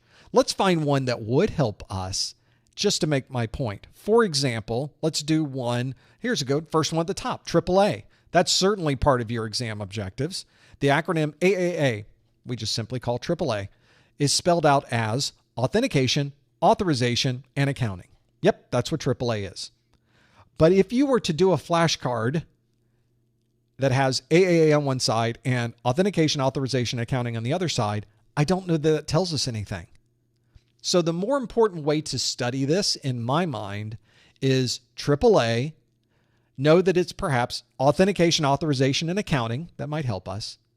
But then you also need third piece of information that says, when do you use this? How does this fit into your scenario of security? How does this how is this applied into someone's infrastructure? You have to not only understand what the words mean, you really also need to understand when you would use those technologies. So I think it's important that you have some familiarity with the most important acronyms, but I would say the most important thing is to not only understand the acronym and the names, but also when you would use these things, how they would keep your systems more secure, where you would implement these in someone's infrastructure. Find that piece of it. And I think that's the thing that's going to be the most important part. So Fish, you're spot on with knowing acronyms and worrying about knowing the acronyms. But I think the more important part of this is going to be that you need to make sure that you apply your knowledge of these acronyms in the right way. You will not get on your exam a question that asks, which of the following are the words associated with AAA? They're never going to ask you this question. You're never going to get one that easy. Never, never, never. They never ask questions like that. You're not going to get one. So don't spend a lot of time just trying to memorize letters and names, letters and names, letters and names. At the end of the day, it probably isn't going to help you as much as memorizing letters, names, and when you would use them, because that's what's going to be asked of you on the exam. It's a great question. Let's do some more questions and understand what happens to other things that you would run into. Let's see others that may be here that may be working through some of these challenges. This one really is more of a question about the exam and how you would do it. I sort of spoke to this earlier, but I think it's worth mentioning on your exam and where these fit. So this is a question from Anonymous who asks, can you go back to previously answered questions on the Security Plus exam? This is an important question to consider, of course, because it fits into the strategy you use during the exam itself. There are certain industry exams that when you start with question 1, and you answer question 1 and you click the submit, let's go to question 2, and then it brings up question 2. And then you think, oh, wait, maybe I want to put a different answer in for question 1. There are certain exams, they don't allow you to go back. Like once you submit the answer to the question, that's it. You can't change it. You got to keep going forward. In fact, many times the exam will change based on your answers. There are exams like that in our industry that are, you don't know what's coming until you answer the questions because it's making up what the next question is going to be based on how you're answering. That can be a little bit challenging. The CompTIA exams are not this way. The CompTIA exams are very linear and they allow you to jump around to any question at any time. So if you've started your exam and you're on question 1, you can answer question 1, you can go to question 2, and you can think, I want to answer something different. You can easily go back to question 1 and change your answer and then go back to question 2. Or maybe on question 1, you think, I'm going to skip all these and we're going to go way over here and working through those. So I think that's a good way to do it, is to go through all of these and really get a better understanding of what you would do to know where you go with answering or not answering a particular question, because you can jump to any question at any time. So that's a nice thing about all the CompTIA exams allow you to do this. You can jump to any question at any time. So I think that's a good place to go. If you are on your exam and you just want to skip over a whole section, or maybe you want to start with the last question and work your way backwards, you can do it however you would like. One of the things you can also do on your exam, this is an important thing to know, is you can flag questions. So flagging a question allows you to very easily find the things that you are working towards. Maybe you're on a question, you're thinking, I don't know that one 100%, or I want to come back to that one later on. You can flag it, you can check it, you can mark it and mark that question. And then at the end of the exam, it brings up a list of everything you've answered. And it puts a note there that says, on this question, you hit the flag button, you hit the mark button, so that you can go back to that question. You can find it very quickly and go back to it. My strategy on the exams it uses that flag option very, very liberally. So if I know a question 100%, I read this question, I know it's solid, 100%, I know that's the right answer, I don't flag the question. But if I've read the question and I think I know it 95%, I'm not 100% on this one, I'm less than 100, I mark it. Now that means at the end of my exam, I got a lot of questions that are marked. So I always try to go through the exam as fast as I can so that I can now go back through just the marked questions, but now I can skip over very quickly the ones that I really knew solid. And this gives me at least a way to minimize how much of the time I'm spending cycling through questions. I can go very directed to exactly the questions that are important to me. I think that's a very good way to do it. So if you're someone who is kind of stepping through or trying to understand the best way to approach these questions, that might be a good strategy for you too. And in fact, that's one where I think if you're someone working along the lines of finding the thing that you need to do on an exam or ways to improve the speed, that can be a great improvement of speed on your exam setting. So absolutely important. Okay, let's see what other questions you might have. We're going to quickly go through these. This is a good question. Since we were talking about CEUs earlier, Blaine asks, I recently passed my exam on April the 10th. Congratulations. That's a pretty fresh Security Plus. Blaine says, thank you for your videos. My question is about CEUs, continuing education units. If I attend a conference, how can it be counted toward my CEUs? Okay, this is a common question, not only a conference. What if I send you your email that says that you attended this event? How do you use those CEUs? Well, fortunately, the CompTIA website has already got something in place for you that allows you to completely step through the process of knowing how to do this. So if you go to the CompTIA website and you click the continuing education link, it's at the top of the CompTIA website. There it is, continuing education. This continuing education option here tells you all about the things you can do. So why do we need to renew? Learn about the renewal process, choose your renewal path. And here's the step 3, which you can't read. There it is. Submit your CEUs and renew. So I'm going to click that. And when it brings up the page on submitting them, this is where you submit the CEUs. But that wasn't your question. Your question was really, how do you do this? Where do these CEUs fit? Now, fortunately, the CompTIA website has right here on the right bar, the CEU assessment. Click that, and it will step you through the process of how you would use these CEUs towards renewing your certification. So let's get started. And we're going to select your activity type. So the example you gave earlier was one where, let's go back one. There it is. If I attend a conference, how can it be counted toward my CEUs? Okay, what was I attended a conference. Now, you could have attended a live webinar. When you get your CEU from me, it will be for a live webinar. But your question was about attending a conference. So I'm going to click that. I attended a conference. Continue. Was it completed within your 3-year CE renewal cycle? For example, if you mentioned in your question that you were certified on April the 10th. So April the 10th, did you attend this conference after April the 10th? It's really what they're asking here. Is it within that 3-year renewal cycle?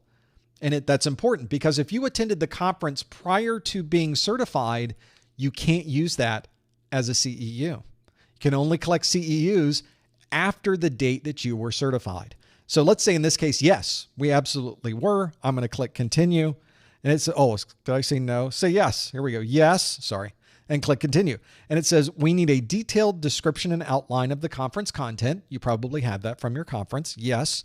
And we need a certificate of completion or email of conference registration containing your name, the name of the conference, and the date the conference was attended. And if we have that, we can continue. And then it says which certification are you renewing. Maybe you have your A+, your Network Plus, and your Security Plus. And we're going to click continue. And it tells us, oh, if you're renewing multiple certifications, you only have to renew the highest level, which in this case is the Security Plus.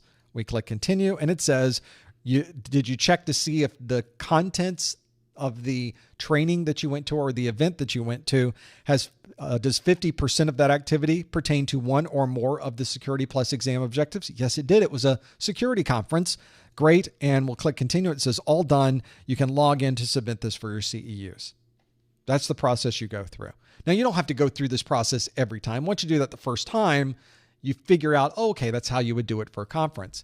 We could do this again for my webinar. And now we have to go through the spam thing. So let's do this for a live webinar. You've just gotten the email from me that says you attended this webinar. Was it within your 3-year cycle? Yes, it was. In that email, there will be a description, and it will have your name, the name of the webinar, the date, and the attendance hours in the email. So, of course, I'm following the instructions that CompTIA is expecting of you.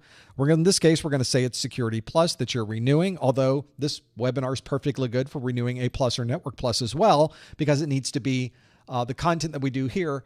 At least 50% of it needs to correlate back to at least one exam objective. And indeed, both on A+ has an entire section on security, Network Plus has an entire section on security, and of course, Security Plus has quite a number of sections on security. And there we go. We're all done. It says you can submit those. So it does match. So if you're ever wondering, does the CEU, does that match what is expected of me? Is it not? They have a whole menu set of things. You can go through the wizard and it will take you through the whole process of understanding what that might be. So maybe that can help you too. If you're going through the process of trying to figure out, can I use this for CEU? Can I not? It will take you right through so that you have no worries about this. I did receive an email from somebody recently that said, I submitted this and CompTIA sent it back to me and said, no, this isn't good enough. And so we went down the list of, well, did it have this? Did it have the name? Did it have a description? Did it have this? Did it have the other? Those things have to be there. So if it's not there, they could possibly send that back to you and say, this one doesn't match the requirements we have for a CEU. You may have to get that CEU somewhere else, and work through that. One of the other questions, there were a couple of questions also that were submitted that were about my vouchers. So if you go to professormesser.com/vouchers, I guess I have to put the slash in, /vouchers, it'll bring up a page that talks about the voucher side of things. Of course, you can buy the vouchers on my site, but it requires you to be in North America or a U.S. territory. So you need to be in Canada, the U.S., or a U.S. territory to be able to use these vouchers. And you have to be physically located in one of those countries. Can't just have a passport from the country. You have to be in that country to use those vouchers. So physically located. You can't be virtually located in that country through a VPN. That doesn't work. You have to physically be in that country. So that's one of the requirements that CompTIA puts on the vouchers themselves. If you are in a different country than the U.S., Canada, or U.S. territory, you're not on Guam, you're not in Puerto Rico, you're not in the Northern Mariana Islands, you're not any one of those many different U.S. territories or Canada, then you can't use these vouchers, unfortunately. There are a set of vouchers you can buy directly from CompTIA or from CompTIA partners that are in your country that would be specific to you. If you are part of the military and you are located in a different country, different rules apply to you. So you may want to check on your base because there may be a set of vouchers just for you that are already set aside. You may not even have to buy anything in that particular case. So just another set of things to consider when you're going through the process of finding the right voucher for you. Vouchers, whether you buy them from CompTIA or you buy them from my site, they're not returnable. You can't exchange them. So once you buy them, you've bought them. So make sure that the voucher you're buying is the one that is correct for you. I do have things on my website when you go through the process, just so you're aware. Let me see if I can bring those vouchers up again. I'll explain. I don't want you to buy the wrong voucher either. I think that would be a bad thing. So let's say you were buying an A+ voucher and you say, that's great. I want instead of buying at $253, I could buy the voucher for $227. That's a great deal. I want to buy that. When you click it, it will require you and even tells you these vouchers can only be used by individuals physically located in the U.S., Canada, Puerto Rico, Guam, and other U.S. territories. This applies to both online and in-person exams. And I require you to pick your country.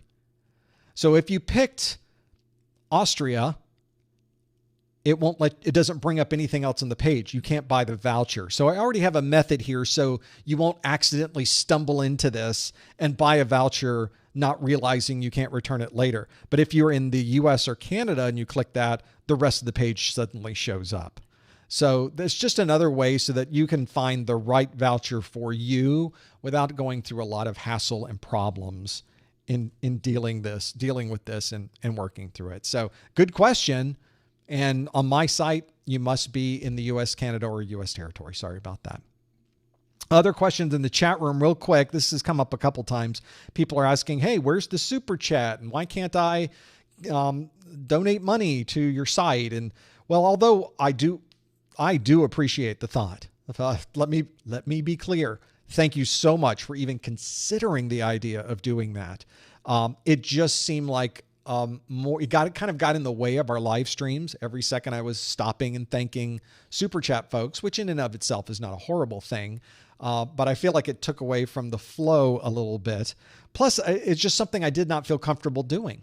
I would rather give you a valuable training product that you are getting value from by spending your hard-earned money, rather than having a business model where I'm relying on the folks that are just so kind-hearted and nice enough to donate. And thank you. You're very good people. And thank you so much for that. But I just prefer not doing that. So it's just really a matter of how I want to do things rather than setting those things up so that they're super chats or donations. I'd rather have a one-to-one. That's all. Again, I appreciate the thought, but it just seemed better for us if this was more of an even exchange. And maybe better for me. I just sleep better at night that way. So that's why. It's nothing weird. It's not that I can't do it. It's not that it isn't working. It's that I turned it off. So that's nothing gets more direct than that. I hit the off button, and that's why you can't do that. Sorry about that. And again, thank you so much for even considering it. So nice. You folks are just ridiculous. Thank you so much. Other questions? Keep going through this list because we still have time. How does the exam process work, or at least the voucher process work? I've been talking about these vouchers a little bit, and some folks in the chat have been saying, well, how does that, how do I go through, how do we use this voucher? If you go to the Professor Messer website, you can go back to that vouchers page, or you can just go to the main page of Professor Messer, anywhere on there. Let's go to the main page because I think the best link is on the main page. And let's scroll down to the bottom. Under the more information section is not just a link to the vouchers, but I have a step-by-step exam registration process. This will take you through how you use the voucher code. I also put links to this in the email you receive with your voucher code so that you'll have an easy link to be able to get over to this. So I step through step 1, step 2. I take you through every step along the way, along with screenshots, so you know exactly what you're going to run into. In fact, you'll notice I even tell you at the very beginning that if you're paying with a voucher, you'll need your voucher code on the last step of this process. So you go through the whole thing of picking your site, picking your exam, picking the location that you're going to take the exam in, finding the best place, agreeing to the testing policies, and then finally we'll keep going. Finally at the bottom will be a link for voucher/promotion code. So you have to go through this entire 11-step process to finally use the voucher. So as you're going through this, how could you ever find that on your own, I guess? That's why I kind of created this step-by-step so you know exactly the process you would have to go through to do that. So that's why it's on there. That's from the main page of the website. You can find that at the bottom under more information. Let's keep going into this list. We haven't talked a lot about this recently, and it's a very important strategy. So let's talk about Kevin's question that asks, what strategies do you recommend for in-person/social networking as someone who's looking to enter the IT security industry? Well, this is something that can make a huge difference on what your next job is going to be. And that's because if you've watched my video on how to get a job in IT with no experience, which by the way is in the YouTube description of this video, that video is 30 minutes long, which is in the world of YouTube videos that are describing something that's a pretty long video. But as many of you are aware, in my style of creating videos, it's chock full of information. There's no slack in that 30-minute video. But in there, I talk about 4 important elements for maximizing the potential for getting that job in IT with no experience. One of them is a type of potential that has, or an element that has some knowledge of formal training. So did you go to community college? I did. I'm a community college graduate. For those of you laughing at community college graduates, just so you know, very important that you have that community college. Then I went to a 4-year university, got my degree in business, not even in technology. So you don't have to have an emphasis in technology to get a job in technology, first off. But a formal education becomes important because someone hiring you knows you're trainable. Think of it that way. The other element, the second element on that list, is some type of industry certification. I think we're pretty familiar with those in this room. The third is I need some type of practical experience. Doesn't have to be professional experience, but it needs to be practical. Maybe it is work that you've done with a third party. Maybe it's time that you've spent working on computers for free that you've done with a charity. Maybe it's your church. Any of those things count as practical experience. Maybe you've also built your own home lab and you've got a lab that's got its own firewall. Maybe you've set up an IPS and you've watched traffic come through. You've got log files. You've got reports that you've created. All of those can be great topics to discuss in an interview And you can show someone, no, I'm running my own firewall. It's open source. I'm running pfSense. I put Snort in it so I could have some IPS. And it's amazing what I was able to see when I plugged it in. Look, here's the report. Let's talk about this. There's a 15-minute conversation in your interview where you're showing somebody your installation of a firewall, your configuration of an IPS. You've got reports. How would they not hire you right then? That's what I'm saying. So having those practical experience stories can make the interviewing process so good. And it doesn't have to be a firewall. It could be anything. Maybe you set up a web server. Maybe you configured, maybe you set up a web server and then you ran a hardening program against it. And you won't believe what it found. I am that hook for some type of blog entry, I guess, that we're just trying to get people to click their mouse at this point, but in real life. So let's look at the logs that I got off of that. You won't believe what I found. The fourth thing in that list. So we've got our formal education, our industry certifications, our practical experience. The fourth thing on the list is someone who works there. Wait, that's not technical. That's not your personal knowledge of technology and security and networking and hardware and troubleshooting. Knowing someone who works there, is that even valuable? Oh, it's super valuable. The hiring manager you work with wants to know that you're not only knowledgeable in the technology, but they want to know that you're going to come to work and that you're not going to be flighty and leave after 3 weeks. But if we know you or someone at the company knows you and can vouch for you, that goes a long way during the hiring process. More than you might expect. Well, great, but I don't know anybody who works there. What do I do? Well, now we come back to Kevin's question, which asks, what strategies do I recommend for in-person/social networking as someone who's looking to enter the IT security industry? So let's meet some people in the industry. What are some of the best ways to do that? Well, we talked earlier, there was a question about going to a large industry trade show or event, which is not bad, but there's so many people there.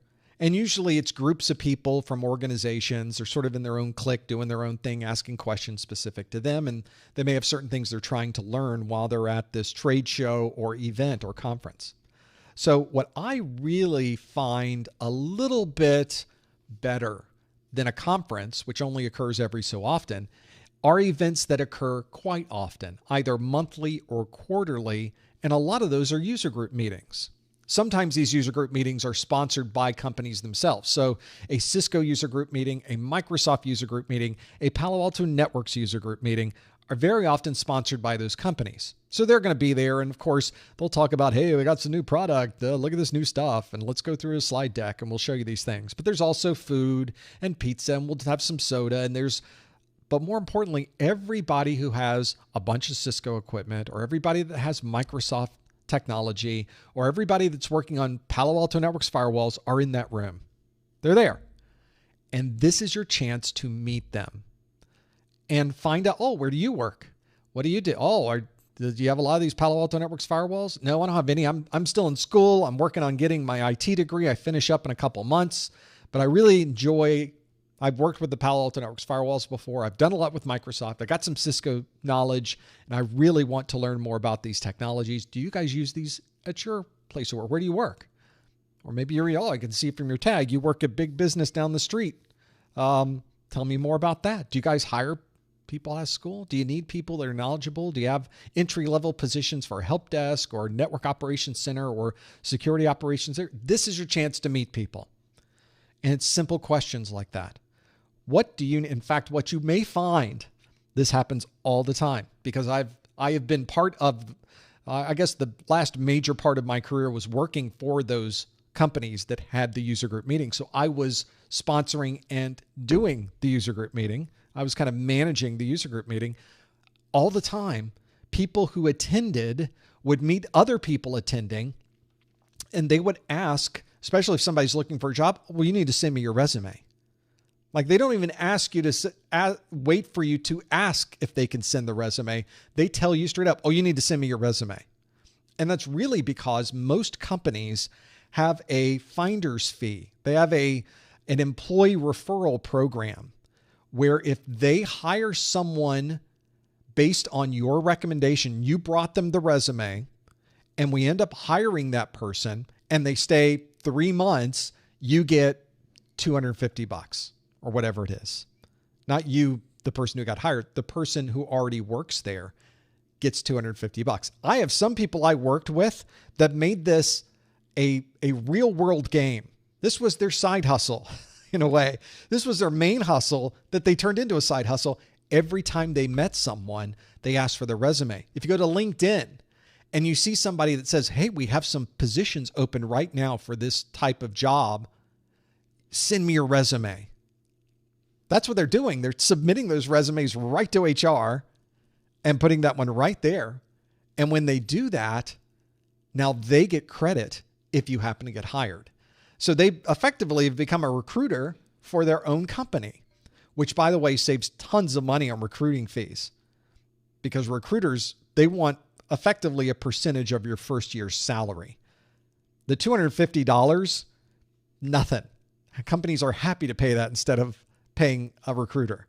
So in many ways, it's a win-win for everybody. The person submitting the resume gets a little bit of cash. Someone actually gets hired. That person's very happy. And the company's happy because they didn't have to spend all this money on recruiters. So that's really the important part of this, is knowing what you can do by just attending one of these user group meetings and giving someone your resume, having it ready in an electronic form. Yeah, I'll send you the URL. Yeah, I'll send you this. I'll send you a copy of it. I have one right here. Imagine that. Here you go. I'll send it also to you via email, send you the PDF. You should be ready for all of those things. And if you have a card or you have a LinkedIn, hey, I'll go to your LinkedIn and I'll request to join your LinkedIn as well. If you don't have a LinkedIn, if you've never been to LinkedIn, you need to create a profile on LinkedIn first thing. A lot of people feel that social media is an enormous waste of time. And in many ways, they're not wrong. But there needs to be some delineation there between kind of a social networking site and a professional networking site. And LinkedIn is a very good professional networking site. Almost everything you're going to find there, if you've done a good job at managing your LinkedIn page, everything you're going to read on your LinkedIn feed is going to be all professional, and it's really going to apply to the people you know or the people you've worked with before. This is also a great place to post things about your projects. So if you wanted to explain to somebody the things you found when you were installing your firewall in your home lab, and you find that the firewall that you're installing it ran into a problem, and you found that you needed to fix the problem by installing a new patch or changing a configuration setting, you need to document that, and you need to put it on your LinkedIn page. Now, you might have hardly anybody watching or following you on LinkedIn, but as soon as you put in your resume and people are interested in you, they're going to look at your LinkedIn as just a normal part of the process. And if you have on there what you've done with setting up your home lab, a problem you ran into and how you solved it, the copy of the reports that were created when you saw all of this malware try to get into your network from that firewall, and it's on your LinkedIn page, now they're going to look at you very differently. Like, this is not the normal entry-level person. This is someone really applying the technology and using it to really create some interesting documentation, and they've now been through a troubleshooting process. I don't have to ask them a lot about that. So another thing, not only going to those sites and actively attending the user group meetings, make sure you're ready before you go by setting up and having your list of documents and events and things that you're following on LinkedIn. LinkedIn may be where you found the user group meeting to begin with. It's a great resource.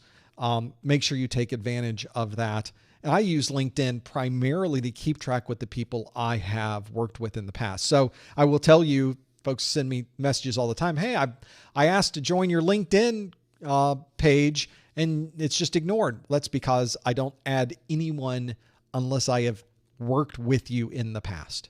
So you just don't get added to my group, my community, my list of LinkedIn connections unless we really have worked with each other. Now, I do have a Professor Messer page on LinkedIn. That's another place you can go for the daily pop quiz questions, and we post event notifications there. You'll see all of that when you visit the Professor Messer page on LinkedIn as well. But that's just another example of where you can go to help build that resume of things, that different set of things.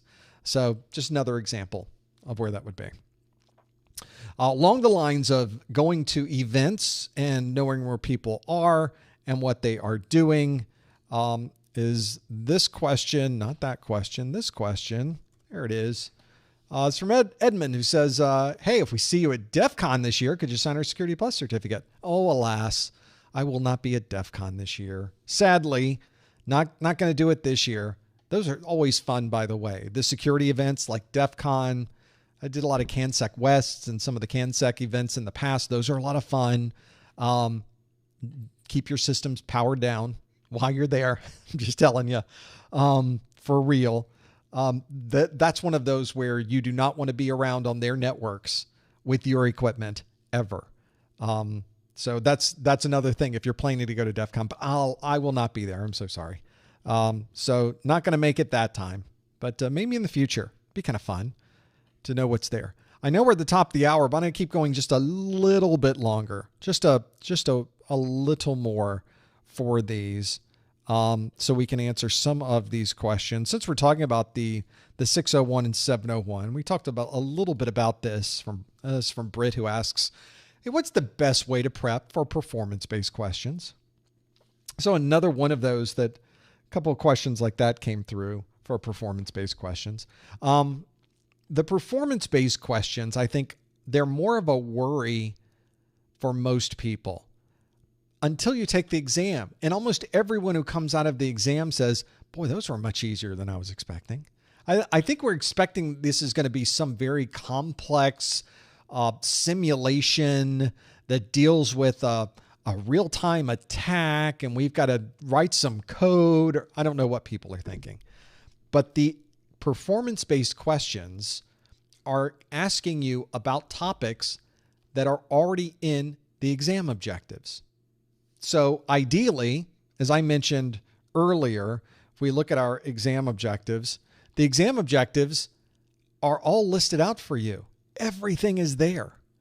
They tell you everything you need to know in these objectives. So a performance-based question is simply going to pull from this same group of data points that you've already studied, because you knew there will be multiple choice-based questions from here. So first, don't worry that you're about the performance-based questions coming from left field or they'll be on topics you've never seen before, because that's simply not the case. They pull the topics directly from the exam objectives. So already you're sort of prepared for the performance-based questions because you've already studied those exam objectives. You just have to be prepared for the types of questions. Is it a matching question, a drag and drop? Is it a question where you have to put things in a particular order? Maybe put things, how do we get rid of malware? We need to have a certain breakdown there. All of these things that you would run into from the exam objectives may show up as a different style of question. It's the same information they're asking you on multiple choice-based questions. They're just asking you in a different way. That's what a performance-based question is. So that's why I tell people, don't worry so much about how they're asking the question. Worry about the question itself. And the best way to worry about that is to go back to the exam objectives and know everything about every objective, and you'll be fine in having those there. Let's keep going through this list. This is a pretty good one from Junior, who says, has anyone else noticed how saturated the IT job market is? There are overqualified people applying for help desk jobs, and it's kind of frustrating. Does anyone have any idea if or when this will end? Well, as I look through job postings and I look through how many jobs are being posted and being filled now versus 2 years ago, 5 years ago, I don't see much of a difference. There isn't one. I think the media is telling us that the job market is saturated And I think the media is telling us there's all these layoffs, when in reality, these are the layoffs that occur at these big companies every year. Cisco fires people every year at the same time every year. And every year there's an article, Cisco lays off 2.7% of their workforce. But if you go back 12 months, Cisco lays off 2.6% of their workforce. It's the same story. In fact, maybe it's even word for word the same. They can just pick it up and drop it down the next year. It's exactly the same. They do it every year. These big companies do this every year. It's just part of their normal processes. And I think people latch on to that as, the jobs aren't out there and they're firing people. No, they fire people all the time. Just normal. Is that awful? Yes. Is it inhumane? Perhaps in some ways, I think it is. But these big companies have no feelings. They have no train of thought that takes them down any type of morality. So that's just sort of how they work. Not my business. So, and if you have your own business, you don't have to do that either. It's not required that you be that heartless for people that are working for you. So what I think we take from those articles, though, is that it becomes you almost get in the mode of thinking, oh, it's so hard to get a job, and it's because all these layoffs, and the market is bad. And we sort of build up this story of how hard it is to get an entry-level job. But in reality, it's just hard to get an entry-level job. It's not about any particular time of day. It has nothing to do with the market. It has nothing to do with the economy. And in fact, if you look at the metrics that are out there, there's really not much it's about the same. The IT market has not changed very much in recent years than it has in the past. So I think the concern that a lot of people have about jobs being that way and their concern, it might be a little bit altered by the things that we are reading or seeing around us. I don't really think that's the case. And statistically, if you look at the metrics, that pretty much holds up.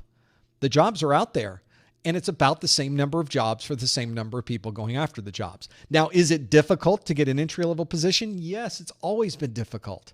This is no different than what it was 5 years ago, what it was 3 years ago, what it was 10 years ago. It's almost the same scenario. You have to submit all of these different resumes and have different strategies that put you above and beyond what other people are doing. Otherwise, I wouldn't be talking about having some type of formal education and getting your certifications and having some practical experience and knowing someone who works there. Those strategies are the same today as they were last year, the year before that, the year before that, and the year before that. Nothing has changed with the strategy. In fact, I have videos also on creating a resume and how you should be customizing your resume for every single one of your submissions. You're doing that, right? You're updating and customizing your resume every time you submit it to an employer, right? If you're not, then you're not submitting something that's going to be looked at as well as what you gave to them. You're limiting yourself. Why wouldn't you spend an extra 10 minutes creating a resume that matches the job that they posted? And they receive it and they're like, wow, it's like I'm reading the job posting. It's right here on the page. This person fits this job perfectly. That's right. But they wouldn't know that if you had not customized your resume, or even better, I get in this argument all the time with folks, given a cover letter for your resume. A lot of people say, I'm not going to do a cover letter. Nobody reads that stuff. No, that means you don't read it. But hiring managers, and speaking as a former hiring manager for systems engineers, we do read that. We do want to know what's on there. Unfortunately, a lot of people just give me a generic cover letter. I just sat down with your resume and I read it. So I am the perfect example of why the cover letter is so important, because you don't get in front of that person. Your cover letter does.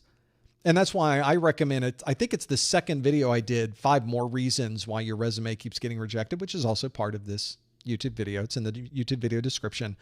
I recommend a T format, T, the letter T. I recommend a T format cover letter because specifically it is not generic. It lists out, here's the things you want to hire somebody for that I pulled directly from your job description, your job posting. Here's how I fit that. Oh, you need somebody with Active Directory experience? 5 years of Active Directory experience. Installed my own Active Directory infrastructure. Have created Active Directory group policies and configured systems to blah, blah. Even if you only did it in your home lab, you've done it. So it goes on your cover letter. We need somebody who has knowledge of Linux. Oh, well, here's the Linux versions that I've installed. Here's my Linux certifications. Here is the Linux systems that I'm currently running in my home lab. You get to fill that in. So now you've got a bulleted, oh, we need this. I got that. We need this. I got that. We need this. I got that. And the bottom is, why haven't you hired me already? Well, you say it differently, but that's effectively what you're saying. It's like, I feel like I'd be a perfect fit for this position. I'd love to spend some time talking with you on your organization and your requirements. Look forward to meeting you, et cetera, et cetera. I mean, that's a cover letter. That took you 5 minutes. It took you 10 minutes to do. Is that worth the time to get a job? I think it is. And by the way, nobody else is doing this. If you wanted an easy way to position yourself better than the other folks who are simply submitting and blasting out every resume to every place they could find without customizing anything, telling them about themselves or anything else, this is the way that you differentiate yourself. Not only does it differentiate yourself during the hiring process, already the employer is thinking, this person is going to differentiate themselves as an employee, as part of our organization. If they're doing this much just for this cover letter, nobody else is doing that. That's the kind of person we want working for us. So that is not something that is dismissed or thrown aside by the hiring team. Now, is it thrown away by some people? Yeah. But we're not worried about them. We want the person reading it. Finally, we get in front of somebody's eyeballs. You need to take advantage of that situation. If the internet has taught me nothing, it has certainly taught me that. So I would recommend you do that as well. Make sure you're very familiar with the customizations you can do and what might be good. That's absolutely true. That's absolutely the case there. Other questions. Hey, since Lori's watching this is a good one to put in here. Hey, does Lori see the thank yous we leave her in the chat? Does she see that? Yeah, she's watching this video, not right now, but she is watching the replay of it and probably watching it at 2x speed because she puts in all the timestamps of the after show questions as well. And now she sees it. She didn't see it before, which I think she does because she watches the live chat as it goes by. She certainly sees it now. So if anybody ever wanted to thank Lori for the Q&A, now's the time to do it in the chat room. I know that I appreciate it, and I know she would appreciate it too. And it's certainly nice to see the folks that use it. So I'm glad we're doing it, putting it there. This happens all the time when there are changes to the exams. So let's bring up this question from Anonymous who says, please, I received a message saying CompTIA exams are getting retired soon. Is it true? It is true, Anonymous. It's absolutely true. Well, we sort of mentioned Security Plus. I think a lot of people kind of conflate different exams together because there may be an expectation from some people that all of the exams follow the same calendar, which is not the case. So I think people will see that the 601 Security Plus retires on July 31st. Oh, is Network Plus, is it retiring on July 31st? Is the A Plus retiring on July 31st? I better hurry. But it doesn't. These are all different certifications with different calendars and different retirement dates, so you don't have to worry.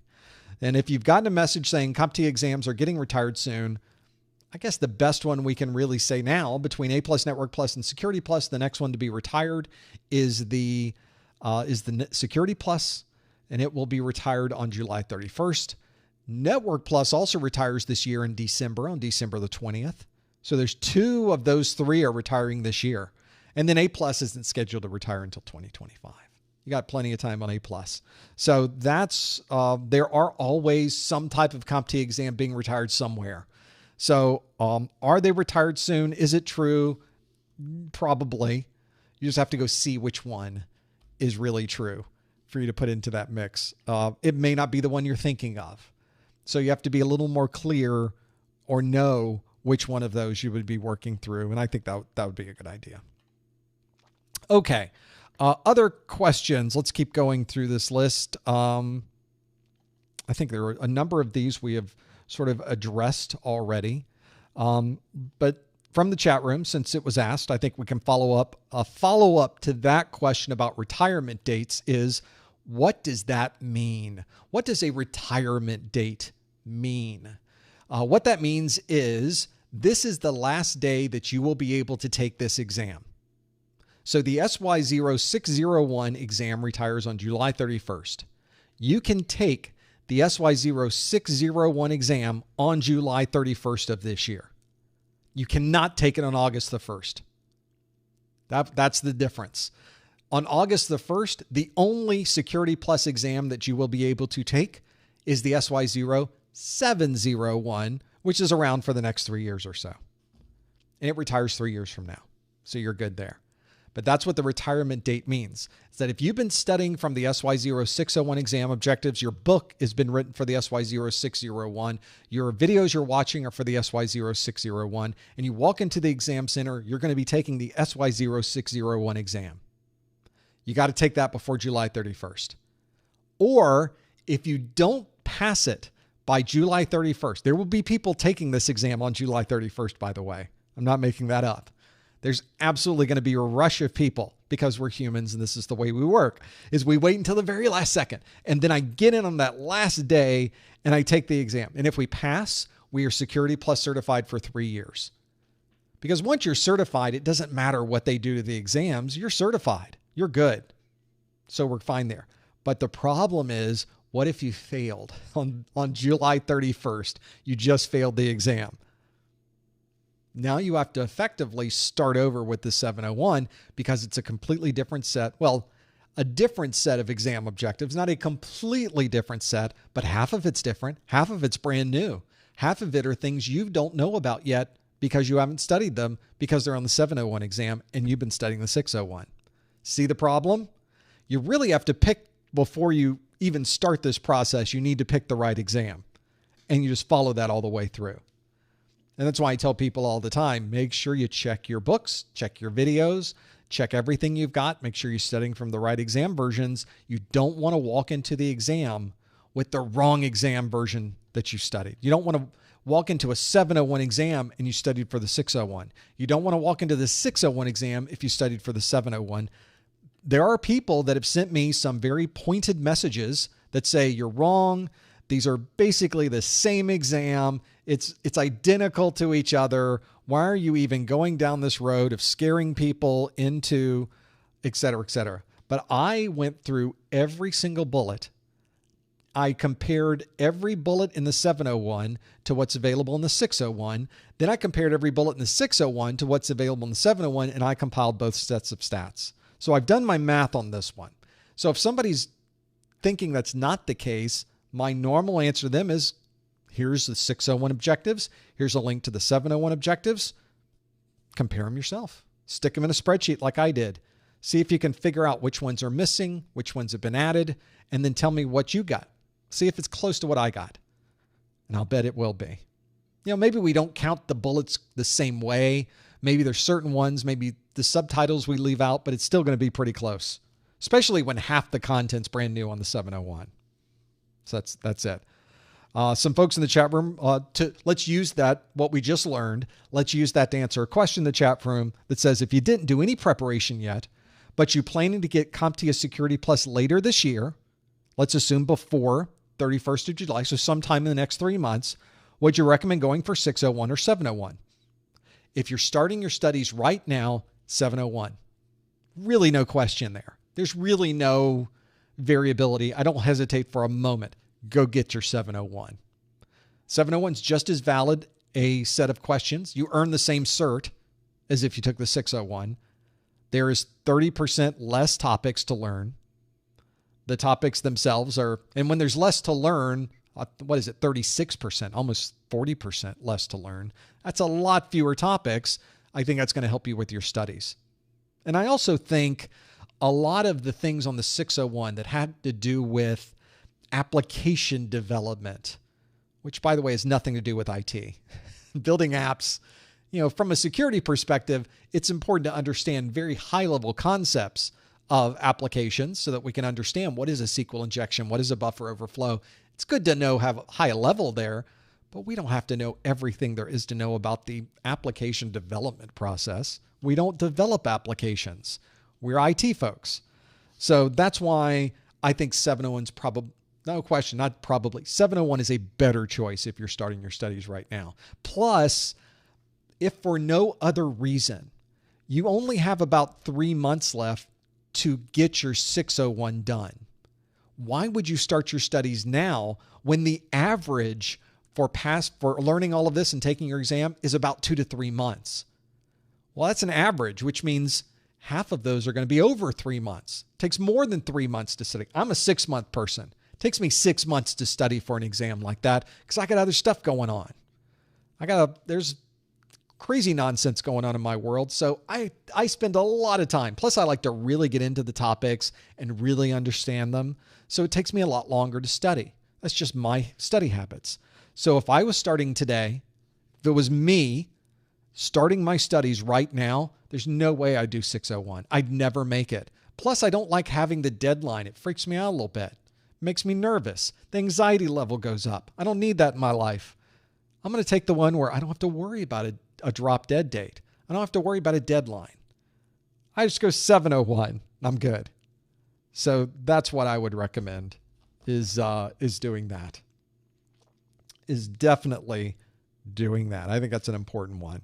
So that's my recommendation for you if you're starting your studies right now. Just pretend the 601 does not even exist. Start with the 701, you'll be good. And the 701's a good exam. Good topics, plenty of things to study from. My course is available. There's other things out there you can study from. You're not going to have any problem finding content. It's a good exam. And it's spot on with what we need to know from a security perspective, which is what you want. 601 is as well. We just don't have enough time. So it's one of those cases where as long as you can get it done by July 31st, you can't go wrong. Your concern is really that deadline, though. That's your issue. That's really the thing that drives me. So that's what I would choose. Other questions that are here. This is more of an exam question. I'm way over my time, by the way. So we're going to take another couple questions. This is kind of a question about the exam question. I meant it that way. The question asks from Julio, when you get a multiple choice question, do they appear as select all that apply, or is it choose the two best? Now, it seems like those are the same thing, but they're really not if you're taking an exam, right? If it's select all that apply, might be 2, might be 3, might be 4, might be all of them. But choose the 2 best, that means I'm only choosing 2 of them. That changes the way I answer these questions. Fortunately, the CompTIA exam specifies how many you need to choose. They have a question. Here's the scenario. Here's the problem. Choose the best response to this. Select 2. They tell you need to select 2 of these. It's not an open-ended thing where they say, just choose whatever you think is the right number. I never get those right. Always get those wrong. But if it says choose 2, okay, I can narrow this down to the right number if they tell me what that number is. And fortunately on the CompTIA exam, they tell you what the number is. So that helps quite a bit. The CompTIA has done a very good job in recent years of designing their exams to be more focused on pulling out the things you know rather than throwing out a lot of questions with a lot of things in the question and turning it into a reading comprehension exam. If you took the SY0-701 exam, that was a reading comprehension exam. You had to read those questions. You could chew on them. Those questions were huge. They were a mess. The 601 exam, they changed their focus. And you notice on the exam that the questions are usually 1 or 2 sentences long, and that's it. And in fact, you'll notice my exam questions follow that same format. I try to keep the same tone, the same style. In fact, on the 701 exam, there's some questions 1 sentence, which up to this point was not very common. and they're becoming more and more common. For example, you don't really see on CompTIA exams questions that ask you for the non-answer. For example, which of these things is not the best choice? You don't really see those anymore. They've gotten away from the choose the wrong answer question because it's confusing. You've gone through this whole exam finding the right answer, the right answer, the right answer. This question asks you for the wrong answer. Well, now that's sort of have to think differently with those questions. It is more of it's not really a trick question, but it makes you think in a different state. And then you have to flip back to the right answer questions again. That doesn't make sense. If they're trying to really see if you know your stuff, make the exams a lot more streamlined, a lot more straightforward. And I think they have. I know they have because I follow these things. I track them. I measure them. I'm trying to, at the very lowest levels, completely break down CompTIA questions so that I can build my own questions back. So I would say probably more than most, you will find that I can talk to you all day about the intricacies of how they manage their process. I'm not involved in it at all. I'm not part of CompTIA. I am a CompTIA partner, but all that means is that I have a chance to at least offer you vouchers at a discount. That's effectively what that is. I'm not involved in building of the exams, nor do I want to be. I would rather see what they present and then find a way to get that knowledge into your heads and into your pages on your certification exam. And I think that's an important part. If you're planning to take these exams, the exams should be relatively straightforward. They should be testing you on what you know, not testing you on can you take an exam. And I think CompTIA recognizes that too, and they've made their exams much more straightforward so that they are finding out what do you know rather than an exam strategy. How can we do the exams? When you pass your exam, you earn your A+, your Network Plus, or your Security Plus certification. You are certified for 3 years. So if you waited until July 31st to take your 601 exam and you passed it, you're certified for 3 years. Most people would simply renew their certification every 3 years, which means you'll never take another exam for Security Plus once you've passed it. I mean, you could. It's probably the hardest way to renew your cert is to take the exam again. There are much easier, much simpler, and much more straightforward ways to renew your certification. Go to the CompTIA website. They list out all the ways to renew your certification right there. It's a great way to do it. All right, let's fit in one more before my throat really gives out. Very quickly, somebody asked about, will there be another study group in May? There absolutely will. Where's my May calendar? I'm glad you asked because here you go. There it is, May 22nd. It's the next Security Plus study group. Thank you for asking. It's like you knew what I was thinking. There will be another student. That date can change. So I tell people all the time, you know, if you wonder when the next live event is going to be, or you're watching this video and it's way past May, go to the calendar. It'll tell you when the next event it will be, or check out my YouTube channel. I tend to post up usually a few weeks in advance so you know when the next one's coming. It's another way to go about doing it. Other questions. This is a question about the academic voucher. So I'm going to go back to the Professor Messer website to give you a perspective of this. So those of you that are in college may be able to get a discounted voucher that is heavily discounted, but you have to be a student. And that's why if you go to my website, professormesser.com/vouchers, which is right there, and you go to this page, before you even get to the vouchers, I tell you, if you are a college student, you can purchase vouchers at the Academic CompTIA store, and I give you a link so you can get there.